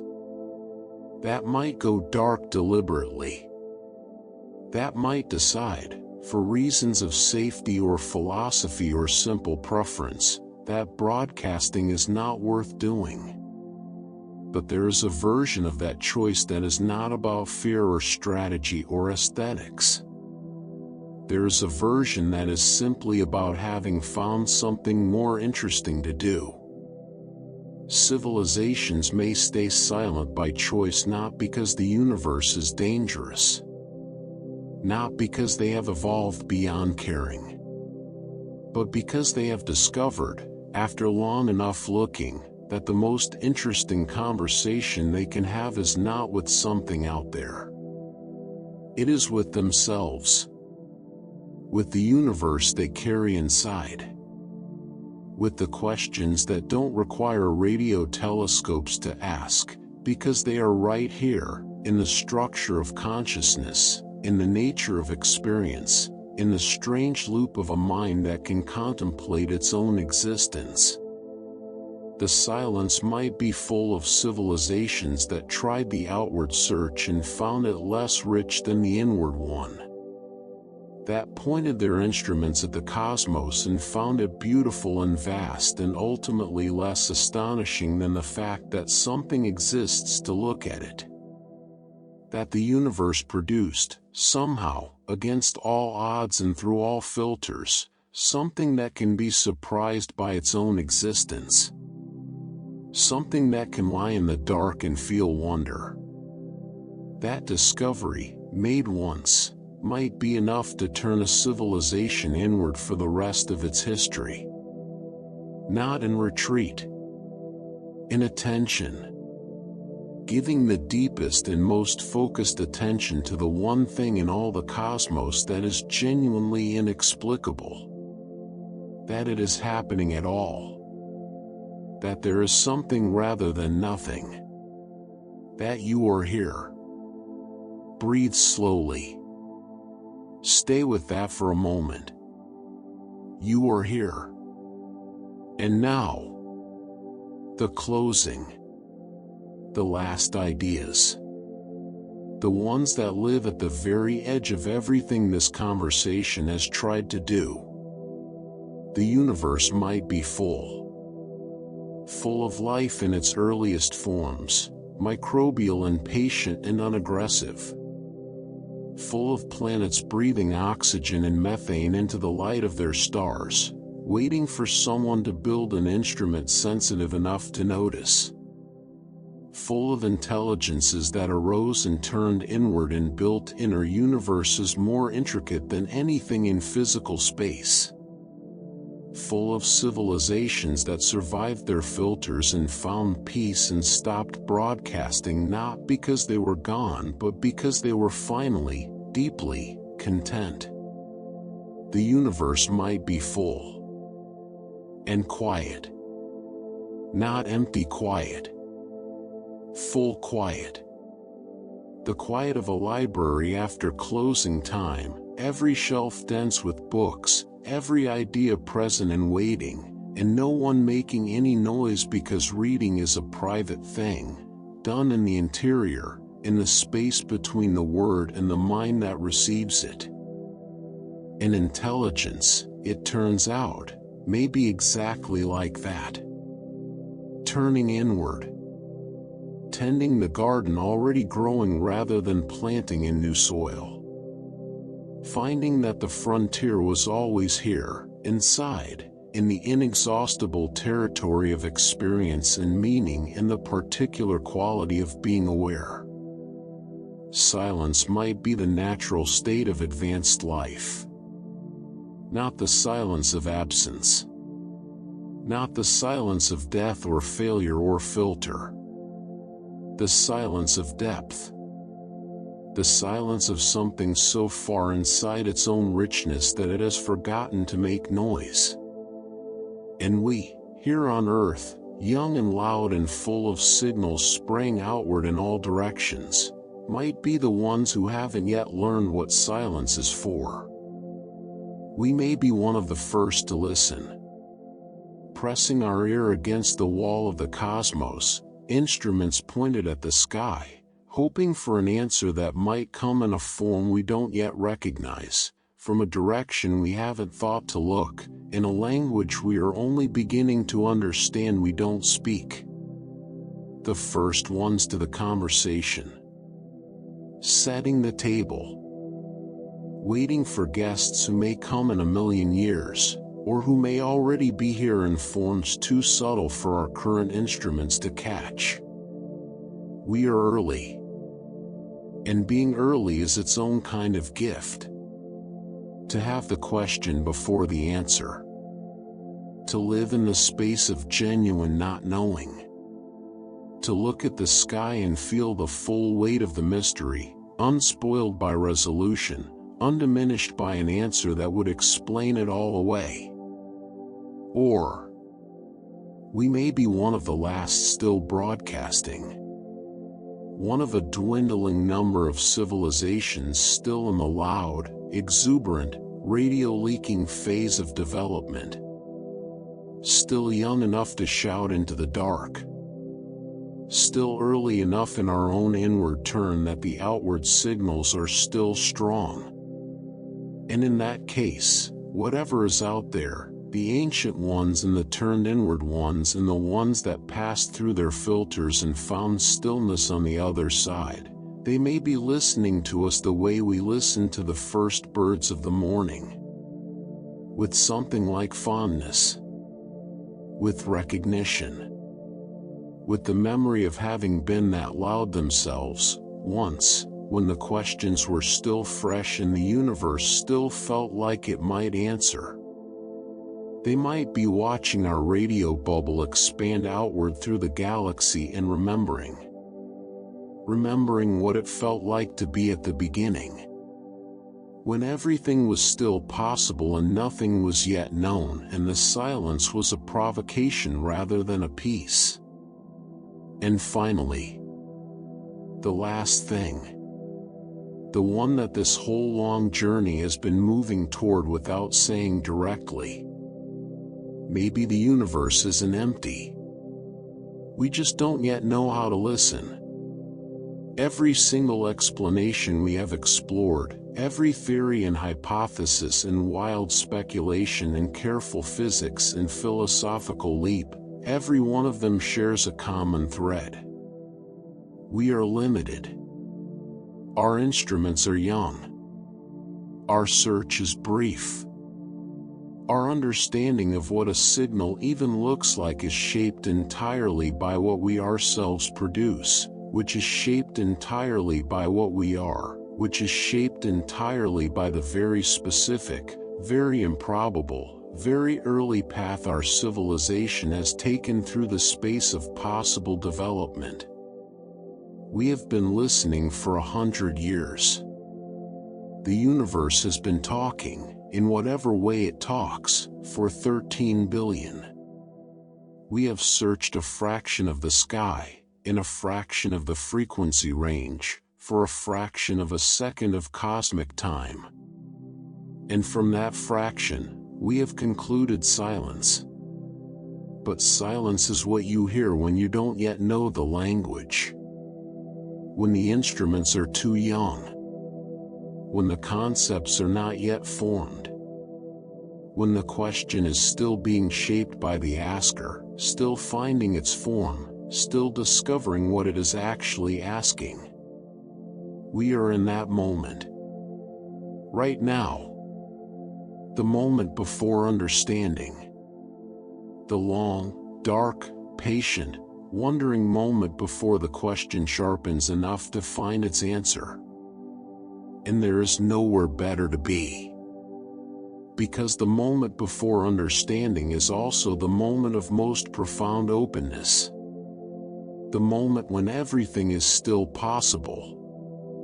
When no answer has yet closed any doors. When the universe is still entirely available, in all its vastness and strangeness and impossible beauty, to whatever it actually is. We don't know what that is yet. And that not knowing, held quietly, in the dark, with steady breath and a mind that is willing to stay with the question without needing to resolve it tonight, that not knowing is one of the rarest and most beautiful states that matter in the universe has ever achieved. You have been in that state tonight. 4 hours. Following the silence across every explanation we have built for it. Feeling the distances and the timescales and the strange loops of physics and the quiet philosophical territories where certainty runs out and something more honest takes its place. And now the words are running out too. And what is left is just this. The breath. The dark. The particular weight of a planet that has been patient enough, for long enough, to produce something capable of wondering about the weight of planets. The silence outside is doing what it always does. Being what it is. Full of everything we cannot hear yet. Waiting, with the patience of something that has nowhere to be, for us to grow the ears. And you, right here, right now, are the universe in the process of growing them. Slowly. In the dark. In the quiet. In the most natural and restful state that consciousness ever finds itself in. On the edge of sleep. Where the questions don't need answers. Where the silence doesn't need explaining. Where everything is simply here, and full, and enough. Close your eyes a little more. Let the breath move through you one more time. And then let it carry you the rest of the way. Into the silence. Into the dark. Into the place where the universe goes when it is not being watched. Where it simply is. Where you simply are. Together. Quiet. And full of everything. Good night.